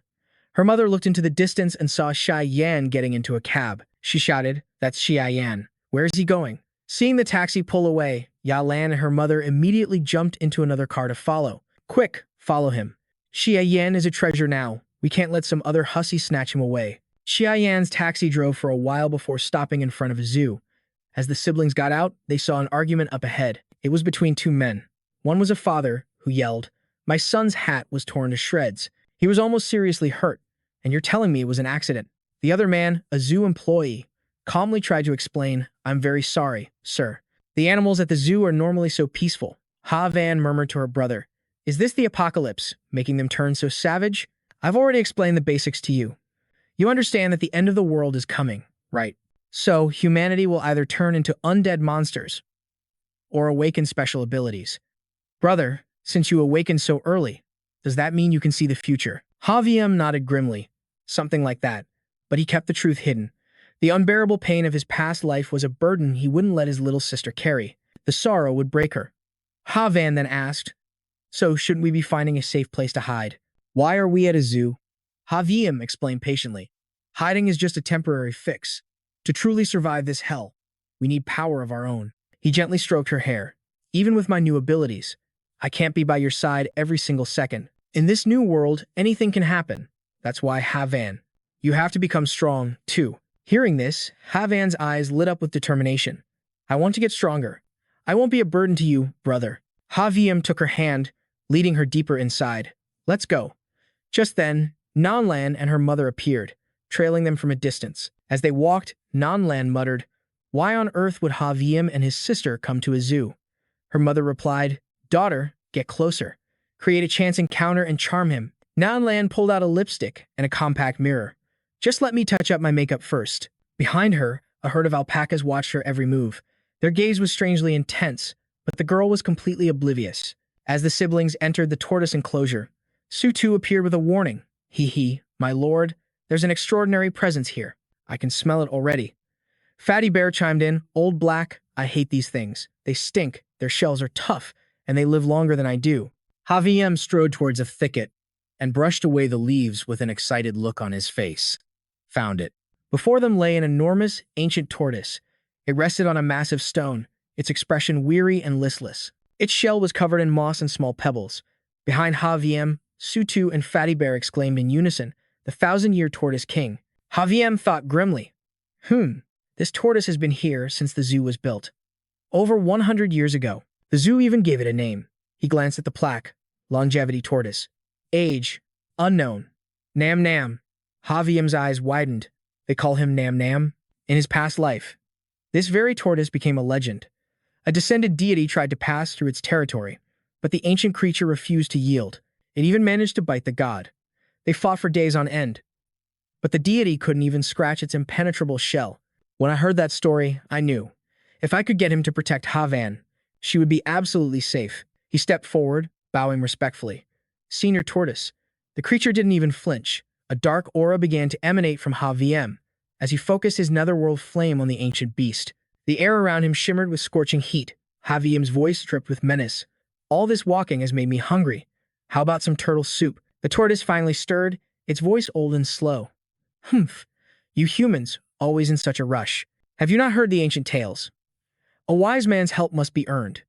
Yet you, a mere child, come here with no respect and dare to threaten me?" Haviem shot back. "The world is ending, Senior Tortoise. We don't have time for formalities. I am Haviem, and this is my sister, Havan," he said, pulling the young girl closer to his side. Havan's eyes sparkled with wonder. Wow, Nam Nam can really talk. The great tortoise actually seemed to blush.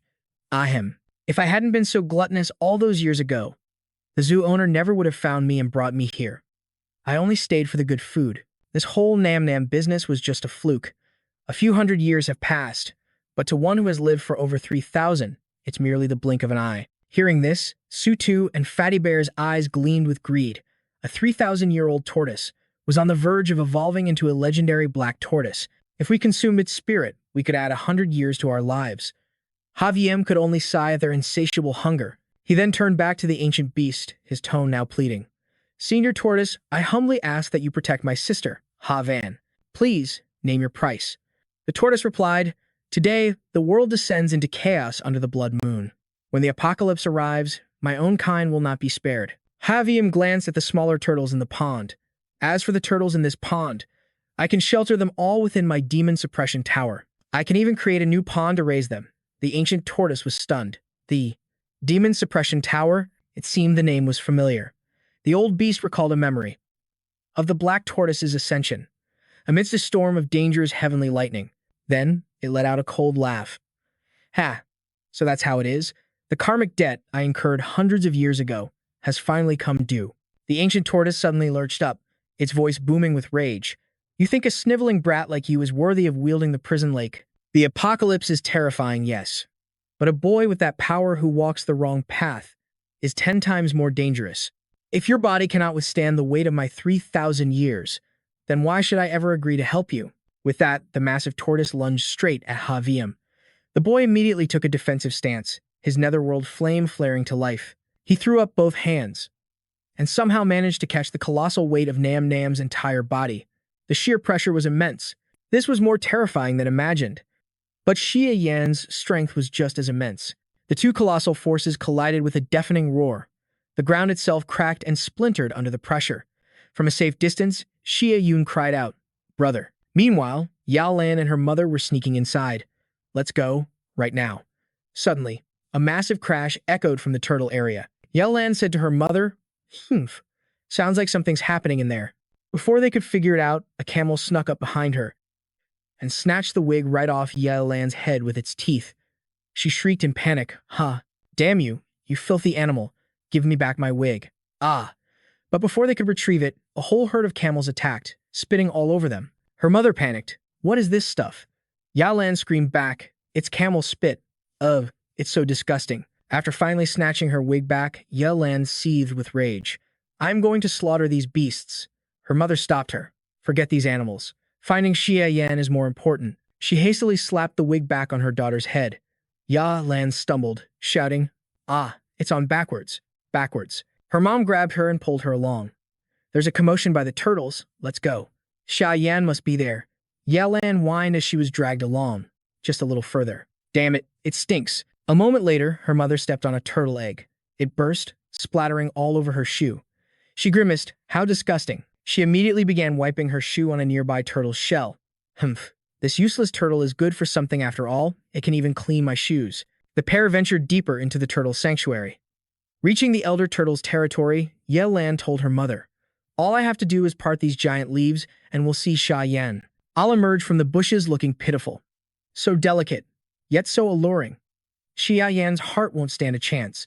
But as she pushed the foliage aside, before she could even spot Xia Yan, a massive turtle appeared, scaring the life out of her. In an instant, it clamped its powerful jaws right onto her wrist. A quick fact, a turtle's beak is razor sharp, with immense biting force. Once a turtle bites down, the pain is excruciating and it's nearly impossible to break free. Blood spurted from Yao Lan's wrist as she endured the agony, telling herself, Gulp, I can't scream. If I do, Xia Yan will see how pathetic and ugly I look. Behind her, another turtle latched onto her mother's ankle. The woman shrieked, Yao Lan whipped her head around to look. Now, not one, but two turtles were tearing at her mother's leg. She thrashed in pain. It hurts. It hurts so much. Let me go. Sob. Yao Lan tried to stumble forward, unable to hold it in any longer. Xia Yan, save me. She staggered, lost her footing, and tumbled headfirst into the pond. Losing all composure, she shrieked, Why does it stink so bad? What even eye is this water? At that very moment, Xia Yan was still single-handedly holding up the elder turtle's colossal body. Xia Yan's strength was fading fast. Sensing the danger, Fatty Bear yelled, Warden, let me out. I'll smash this old turtle to bits, and we can have it for dinner. Xia Yan growled, Shut up. The weight was too immense. Xia Yan's back bent, his knees buckling to the ground as he used every last ounce of his strength. The elder turtle chuckled. Hey, if you can't handle it, just give up. Life and death follow a natural law. Everything is fated. In this apocalypse, what can one man do? Hand over the demon suppression tower to me, and I guarantee you and your loved ones a peaceful life. Even if the world ends, it won't have to concern you. A cursed artifact like the demon suppression tower is not a burden you can bear. As it spoke, the elder turtle began to chant a strange spell, causing everyone's minds to cloud over. Xia Yan was on the verge of collapse. Inside, Suji and Fatty Bear were also reeling from the incantation's effects. Their minds grew hazy, filled with a sudden urge to surrender. An apathy washed over them. Xia Yan whispered, "Is that true, old turtle? In your long life, have you ever heard this principle? To not advance is to fall behind." Then, summoning his final reserves of power, he roared, "It's do or die." With a final push, he stood up, heaving the massive turtle into the distance. After crashing down, the elder turtle stared in shock. "What? How did he escape my Samsara chant?" Xia Yan charged forward, whipping out his immortal binding rope. "Cut the cheap tricks." The rope instantly coiled around the elder turtle, binding it tight. Seeing the tables turn, Fatty Bear cheered loudly, "Hell yeah, Warden. It dared to attack when you were vulnerable and plotted against the demon suppression tower. Finish it," Suji added, as expected of an elder turtle. "It's just one step away from reaching the black tortoise level. We nearly fell for your scheme." Luckily, the warden's willpower is beyond that of any normal person. Shi Yan tightened the rope around the turtle's neck, his voice dripping with menace. "Submit or die." The now powerless turtle stammered, Don't do it." A victor's smirk spread across Xia Yan's face. "Can't finish me off now, can you? Then I'll just keep going." His hands tightened, constricting the rope around the turtle's throat. The turtle choked out, "Cough, cough. Stop hitting me." Then, its eyes welled up with tears. "Honestly, this old man used the ancestral Mount Tai method to regenerate your foundation." It then turned to Xia Yun with a desperate plea. "Little miss, quickly, pull your brother away. He's abusing an animal." Standing on the turtle's shell, Xia Yan was bewildered. "Regenerate. My foundation? My powers definitely feel stronger. And my physical strength has increased, too." Xia Yun ran up from behind. "Brother, please, let Grandpa Turtle go. I don't think he really meant any harm," she said, tugging on her brother's arm. Seeing this, the elder turtle smiled to itself. Heh. Even consumed by rage, he can still think clearly. Not bad. With that thought, the old turtle shrank down to a miniature size. Resting in Xiao Yun's hands, it spoke cheerfully. "Little miss, don't call me Grandpa Turtle. That's far too stuffy. Just call me Nam Nam." You can sense malice. "Your potential isn't bad. From now on, I will protect you, so you can rest easy." Xiao Yun was overjoyed, hugging Nam Nam tightly. "Thank you, Nam Nam. You can call me Xiao Yun." Watching the two of them, the fat bear cried to Havim, "So does this mean our old turtle soup is off the table?" Havim approached Nam Nam. "We still need an insurance policy, no matter what. I can't just leave Xiao Yun with a monster that I have no control over. You know what to do, right?" Nam Nam replied enthusiastically, "Of course, Prison Master. I was only joking just now." The demon-suppressing pagoda is an ancient and dangerous artifact. Only someone with immense destiny can hope to control it. How would this old one dare to covet it? As Nam Nam finished speaking, Haviem drew out his command tablet, pulling the creature's soul inside. The turtle was delighted. "This old turtle's soul enters the prison today. From now on, I am at your command." Haviem spoke calmly. "Your physical body will stay by Xiao Yun's side to protect her. If anything unusual happens, 10,000 bolts of soul-devouring lightning." The turtle immediately nodded. "Yes, Prison Master." Haviem thought to himself. With this, Xiao Yun's safety is finally guaranteed. Just then, as he was lost in thought, a massive explosion echoed from a distance, followed by a thick cloud of dust. Haviem quickly leaped onto a high tree branch to survey the scene. Down below, the animals from the zoo seemed to have broken loose, rampaging uncontrollably with eyes glowing a furious red. It seemed they had all been possessed by demons. Staring at them for a moment, Haviem mused, "It's rare to see so many animals that haven't been corrupted. I should collect some for the prison." He walked over to the turtle pond, taking out his command tablet to absorb them inside. Seeing his old friends, Grandpa Turtle Nam Nam was overjoyed. "Thank you, Prison Master." With that settled, Haviem approached Xiao Yun. "Xiao Yun, I'm taking you somewhere safe." He wrapped an arm around her waist and used his powers to leap away at high speed. As they were moving, a voice called from the pond below, "Haviem, Haviem." The main character glanced down to see his ex-girlfriend in the most pathetic state imaginable. She was screaming nonstop, "Haviem, it's me. I'm Yao Lan, the girlfriend you love the most." Haviem asked, "Why are you here?" Yao Lan's clothes were torn and she was caked in filth, but she was still trying to look seductive. "Haviem, don't be shy. I know you still like me. You were just too proud to come and make up with me. After all, I'm this beautiful, aren't I? Look, didn't you come for me? Since we broke up, you must have lost all appetite and sleep, right? I am, after all, such a perfect woman.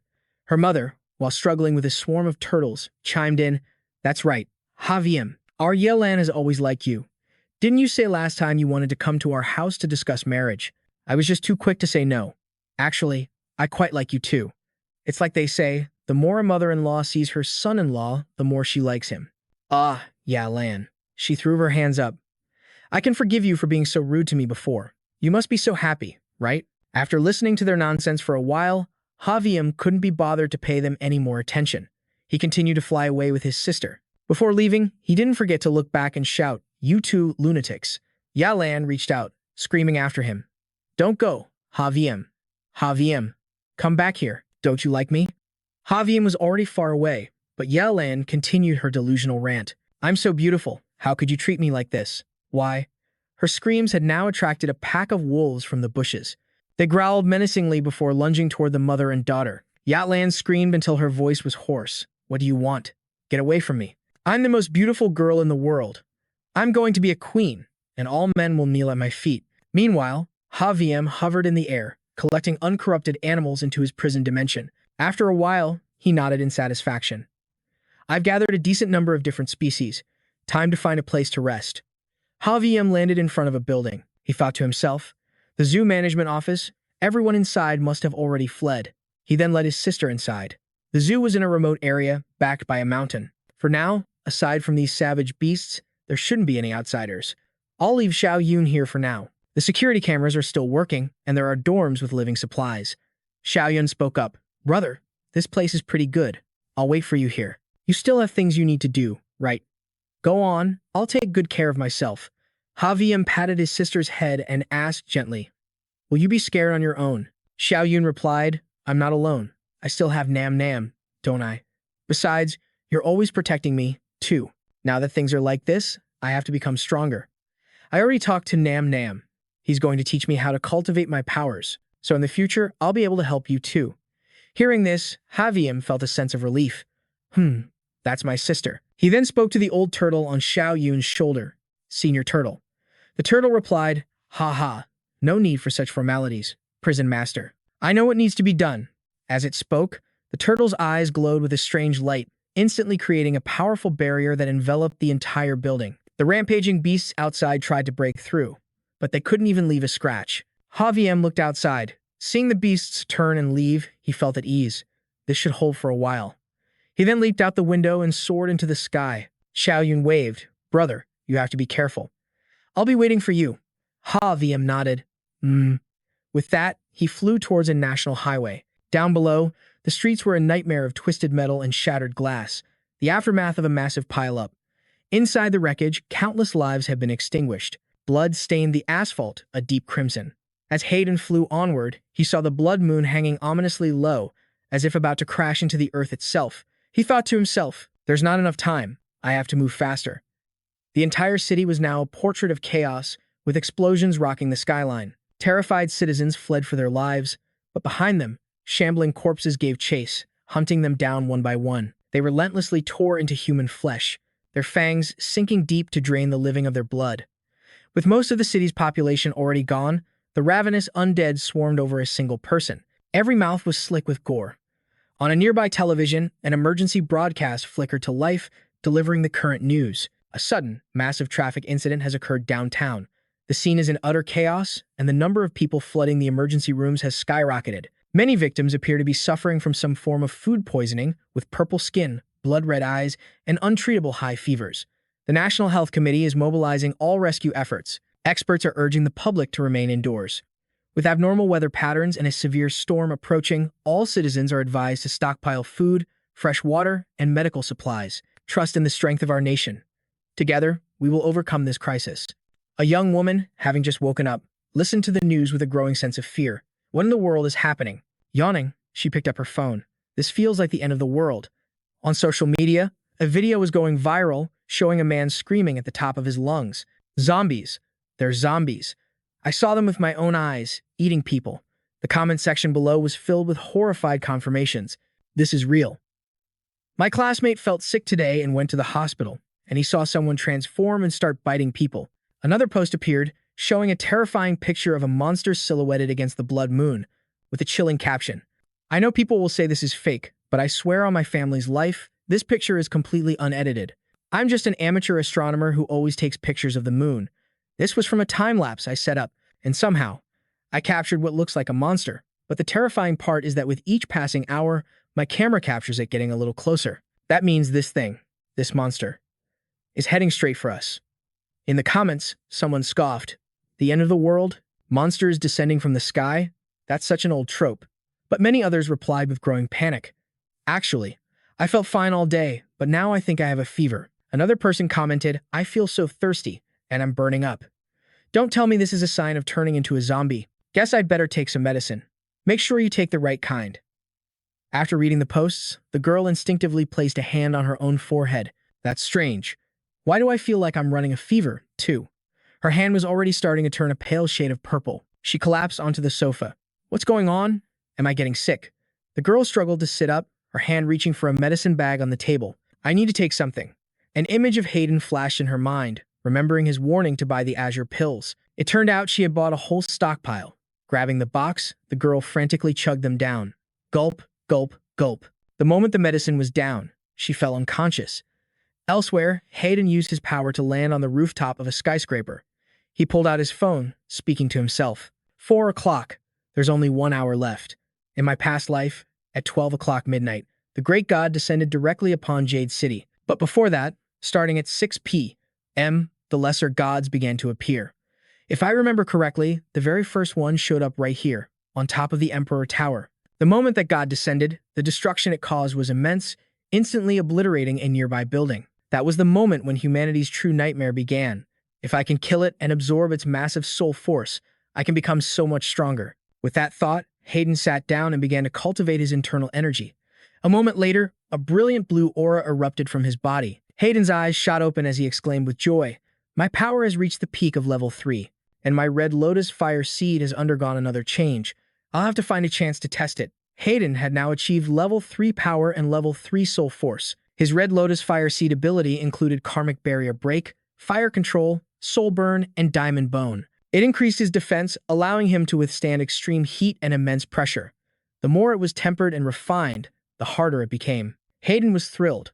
By refining the energy from the Prime Stone and the old turtle's bones, my power shot straight to the peak of level 3. I never expected the Turtle Spirit Prison technique would grant such a massive boost to my soul force. Finished with his thoughts, Hayden instinctively looked up at the sky. The great god was about to descend. In the distance, he heard the sounds of people running toward him. Hayden muttered, Trouble. The leader of the group shouted, Hey, over here. Who let you up on this roof? This is private property of the Emperor Tower. This isn't a place for stray dogs and cats to wander around. Get him now. His underlings immediately obeyed, shouting, Yes, sir. Yes, sir. One of them calmly asked, But director, the elevators are all locked down. How did he even get up here? The director furiously punched the man in the chest. Damn it, are you making excuses? So many people called in sick today, and now you've all learned how to be lazy. I'm docking your entire salary for this month. The man bowed his head in pain, apologizing profusely. The director fumed, Useless trash. This is all you're good for. Just then, Hayden looked up. Look up, it's here. The crowd stared blankly at the sky. What is that? The heavens suddenly bled crimson, filled with a deafening roar. A massive bolt of lightning shattered the sky. From the rift, a monstrous beast began to emerge. The moment it appeared, it let out a savage roar, pounding its chest in fury. Gripping its weapon, it then dove towards the rooftop, where Kai stood waiting. This beast was a soldier-class bull demon. The onlookers were paralyzed with fear, then scattered, screaming for their lives. Ah! The bull demon stalked toward the company director. He shrieked in terror. What are you all staring at? Get over here and protect me. Do you want to get fired? I'll raise your salaries. I'll double them. But the others were ashen-faced with terror. What good is a salary if you're dead? Trembling, they screamed to each other. Run for it. Ah! But wherever they ran, the bull demon followed. Its eyes burned like embers, its maw wide open, revealing rows of razor-sharp fangs. Bodies and debris were sent flying. Soon, only Kai remained, standing defiantly before the beast as it spoke in a horrifying voice. Heh, so many insects. I'll just have to crush them all. With that, it raised a colossal foot, aiming to obliterate Kai. It stomped down with incredible force, kicking up a cloud of dust. The beast assumed the main character was annihilated. But when it lifted its foot, he was gone. Its eyes widened. Humph. Kai was holding back the enormous foot with a single hand, a cold smirk playing on his lips. With this pathetic amount of demonic energy, you thought you could crush me? As he spoke, a small flame flickered to life in his hand. Kai looked up at the beast with a wicked grin. You'll make for a decent warm-up. The monster stared in confusion. Huh? You can understand what I'm saying? While it was still frozen in shock, Kai dropped low, then hurled the beast aside with a single, confident push. The crowd watching from a distance gasped in disbelief. Is that for real? He's unbelievably strong. Who is that guy? Maybe he can actually kill that thing. The monster roared in absolute fury. Grrr. I thought my first battle would just be crushing some boring insects. I never expected this kind of entertainment. Heh. I'm going to enjoy torturing you to death. It charged towards Kai, growling, Heh, you should be thanking me, you slightly stronger insect. Kai calmly ducked down, swinging a blade of fire and slicing deep into its leg. The beast gritted its teeth, a mix of shock and agony on its face. Kai seemed to be enjoying himself. Still feeling excited after I cut your leg? You've got plenty more. So how about I take an arm next? From its feet, Kai shot straight upwards. This time, the beast was on guard, opening its massive jaws to swallow him whole. But Kai adjusted his speed in an instant, dodging the attack with lightning-fast reflexes. In midair, he pointed towards the beast's eyes, summoning the netherworld flame. The monster's eyes glowed a hellish red, then suddenly burst like fireworks. It roared in helpless agony. Ah! With the monster blinded, Kai seized the opportunity, using his flame sword to sever one of its arms. Before the horrified eyes of the survivors, its demonic blood splattered everywhere. Even in its next life, the beast would never have imagined its opponent was this powerful. It screeched at Kai, Kes, Shkrr Kosh. What did you do, you bastard? Kai just swung his sword again, his voice a chilling threat. I suggest you relax a little. After all, you still have 5 legs and 1 arm, don't you? You're not allowed to die until I'm satisfied. The bull demon panicked, its mind racing with confusion. Kai charged forward, his flame sword held ready. He plunged his sword deep into the bull demon's body. The monster bellowed, "What is this?" The bull demon's heart was filled with bitter resentment. The day the barrier broke. I waited so long for this, and I haven't even killed enough insects yet. Kai sliced the bull demon into countless pieces. Its last thought was one of disbelief. How did it end like this? After finishing it off, Kai sighed. A little weaker than I expected. But then again, this is only the first one. He sat down, breathing a sigh of relief. The divine beasts to come will only get stronger. Kai then placed his hand on the bull demon's severed head. He asked it, "Are you going to give me your soul power and end this quickly? Or do you want the torture to continue?" The bull demon's spirit roared defiantly. "A soldier can be killed, but not disgraced. I will resist you to the very end." Suddenly, Kai summoned the demon suppression pagoda. Inside, countless monsters grinned, welcoming the bull demon to join their ranks. At this sight, the bull demon finally felt true fear. Abruptly, its head began to glow with a green light, knocking Kai off balance and sending him stumbling back. The bull demon's soul shot directly into the pagoda, leaving Kai completely stunned. Seriously, I fought it for ages and it wouldn't give in. But one look at the pagoda and it gets so scared its soul just flies right out. Kai checked his status. Soul power at 35%. An increase of about 5%. Not bad. My control over fire is getting more refined, too. He stood up and scanned his surroundings. It's past 7 o'clock. There are still a few more locations to check. I only remember the general direction. I'll have to play it by ear. One of the office workers approached Kai cautiously. "Sir, you're incredible. You really killed that monster." "Model, there's the monster." "Great one, we apologize if we offended you before. But please, can you tell us? What in the world is going on here?" Hao Yan stepped toward the edge of the roof. He warned them, "The apocalypse is here. You're on your own now." The employee was horrified. "What? Great one, take us with you, please." Hao Yan, however, simply leaped from the top of the building. The workers stared at each other. He just left like that? What are we supposed to do now? Suddenly, one man tried to lift the bull demon's massive axe. His action shocked everyone. But the man was ecstatic. This thing could be sold for a fortune. "Oh my god, this is an actual item used by a monster." He laughed maniacally. A strange aura began to radiate from his body as he lifted the heavy axe. The bull demon's blood splattered everywhere. The people around him panicked. What's wrong with him? Has he gone insane? The monster's body dissolved into a pale green liquid. One of the workers stepped forward to warn him, "Hey, be careful." But his foot was already covered in the demon's blood. Seeing that he had stepped in the creature's blood, the other man urged him, "You should probably go wash that off." Suddenly, The man holding the axe began to convulse strangely. A sinister purple mist erupted from his body. He let out an inhuman roar, just like a zombie. One of the workers finally realized what was happening. The man with the axe was turning into a zombie. It lunged at one of them, snarling viciously. Someone shouted, "He's lost his mind." Chaos erupted on the rooftop as everyone began to scream, "Help me. He's gone crazy. He's a murderer." Meanwhile, at the Song family mansion, a man burst frantically into the underground shelter. Family head. Another person has come down with a high fever. Song Tian was examining something with a magnifying glass. He replied, "Move them to an isolation room. Do I need to teach you how to do your job?" The man stammered, "But." The person with the fever this time is the young Master Song. Song Tian froze. Shijun. At that moment, Shijun was in his room, screaming in agony, "Help! Help me! It hurts so much." Song Tian rushed to the outside of the door, peering in at his son. Shijun trembled violently, begging, "Father, save me." Song Tian roared, "Where's the medicine? The kind that can cure this sickness? Have you still not found it?" The subordinate reported.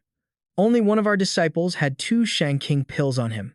His fever has gone down a little, but he's not fully recovered." Song Tian held out his hand and commanded, "Then what are you waiting for?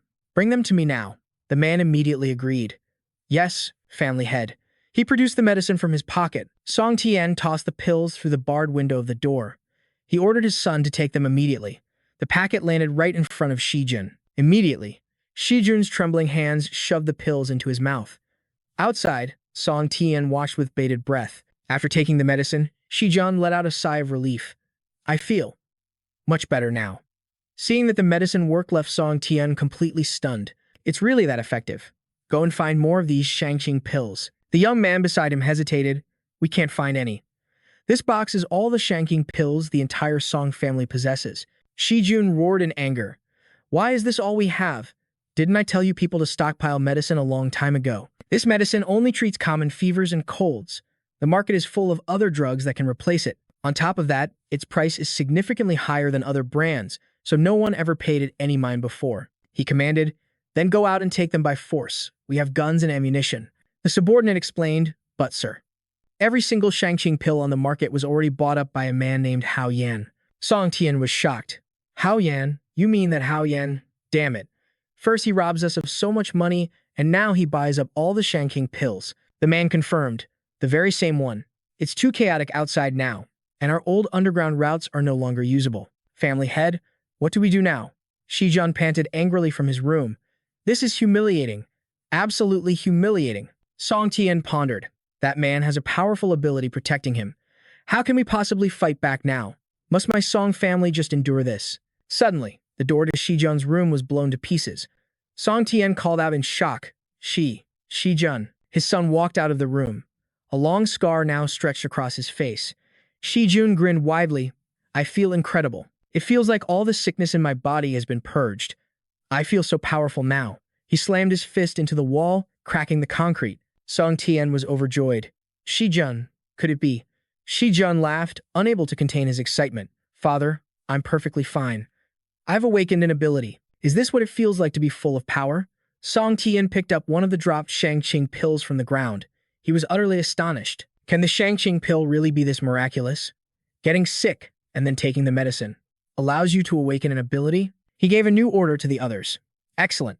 This is perfect. Let the others with symptoms take the medicine first, then observe them until they manifest their abilities. These 3 boxes of medicine should be enough to produce 3 more ability users." A wicked smile spread across his face. "After that, gather our forces and raid Hao Yan's entire pharmaceutical warehouse," he decided. "Once the Song family holds the life and death of all ability users in its hands, how can we not become the new kings of this world?" In Bai Shiren's apartment, she was just starting to wake up. "My head hurts so much." She sat up and picked up a packet of Shangqing pills. "I can't believe these little pills actually worked. Incredible. It actually worked. Every last symptom of my illness is gone." She stared at her own hands in amazement. But then, something felt wrong. She blinked hard, unable to believe her eyes. "What is this? Am I seeing things?" Suddenly, a frantic pounding shook the door. Turning, she heard a desperate voice call from outside. "Shiren, it's me. Please, open the door. You have to help me. Please." Bai Shiren quickly secured the medicine in her tactical pouch and rushed to the entrance. "Han Mi, what's going on?" The girl on the other side sounded hysterical. "Shiren, you don't know. Zombies. There are zombies. The family's on our floor. They've all turned. They're killing everyone in sight, she explained, adding that anyone attacked by them also becomes a zombie. My floor is a death trap right now. You have to save me. Bai Shirin was stunned. What? Zombies? Just then, a sharp clinking sound grabbed her attention. Looking at the door, she realized the chain was still on. Why won't this open? An inhuman groan from the hallway filled the girl outside with terror. She screamed, "Hurry and open the door. Shirin, please." Shirin peeked through the peephole and her blood ran cold. Help me. A zombie was slowly shambling up the stairs. Bai Shirin tried to sound calm. Han Mi, don't be afraid. I'm coming. Click, clack. Shirin wrestled with the chain as the girl's terrified screams echoed from the hall. The moment the chain came loose, Shirin yanked the door open. All right, get in here, now. But as the girl stumbled inside, Shirin froze. She saw it clearly on the girl's back. The unmistakable marks of a zombie's attack. Shirin's voice was heavy with dread. Han Mi, you're injured. Are you hurt? Han Mi turned, a twisted, sinister smile on her face, so you noticed. Fear washed over Shirin. You just said, if you get hurt, you'll turn into one of them. In a flash, Han Mi slammed Shirin against the doorframe, her face contorted with desperation. Not me, she snarled. If I take the Shangqing pill, I can still be saved. I saw it online. Shirin, in your apartment. You have the Shangqing pill, don't you? Shirin was terrified. Just then, from the open doorway, the gnarled hands of the undead began to reach inside. The clawing hands sent Shirin into a panic. Suddenly, Han Mi's entire body began to tremble violently. There's no time, she shrieked, shoving Shirin out of the apartment and into the zombie horde. So, my kind, beautiful sister, how about you buy me a little time? The door slammed shut. Bai Shirin pounded on the wood. Han Mi, what are you doing? Open this door. Open it now. From inside, Han Mi's voice dripped with venom. What am I doing? She sneered. Shirin, do you have any idea how much I despise you? What right did you have to be born into a better family than me? To never worry about food or clothes, and still have enough money to sponsor a poor country girl like me? Oh, thank you so much, she mocked. Thank you for supporting me all those years, paying for my school, feeding me, and finding me a job, treating me like your precious little sister. But did you ever once realize how much I hated your guts? The one time I wanted a designer bag like everyone else, you lectured me. I'm forever in your debt, aren't I? My entire life. I had to live in your shadow. Do you get it now? As the zombies closed in, Bai Shirin hammered on the door. Why? Why would you think that? I was always helping you. Was that so wrong? Inside, Han Mi let out a wild laugh. Of course, you helped me. It was your duty. After all, didn't you get a sick sense of satisfaction from it? Now, go die. You bitch. Her laughter was manic and unhinged. She scoffed. Letting the zombies eat you slowly is too kind of fate. I hope when they're finally done with you. There are still a few scraps left on the floor for me to stomp on. But then, a sudden change swept over her own body. Dark, purple bruises began to bloom across her skin. Panic seized her.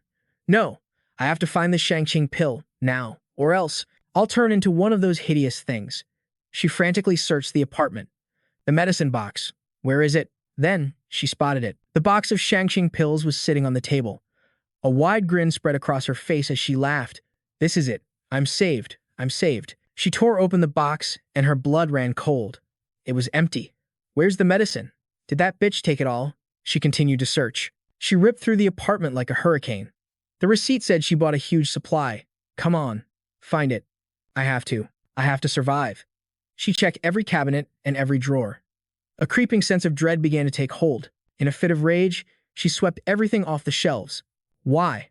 Why can't I find it? That's when she saw her own hands beginning to transform. A scream of pure agony tore from her throat, and in that moment, a phone started to ring. She recognized the melody instantly. Her eyes widened in disbelief. This is the special ringtone I set for Bai Shirin. How is this possible? She pulled out her phone. The screen displayed the name, Bai Shirin. With a trembling hand, she answered the video call. Shirin's face appeared on the screen. Han Mi was speechless, staring at the impossible image. You're not dead?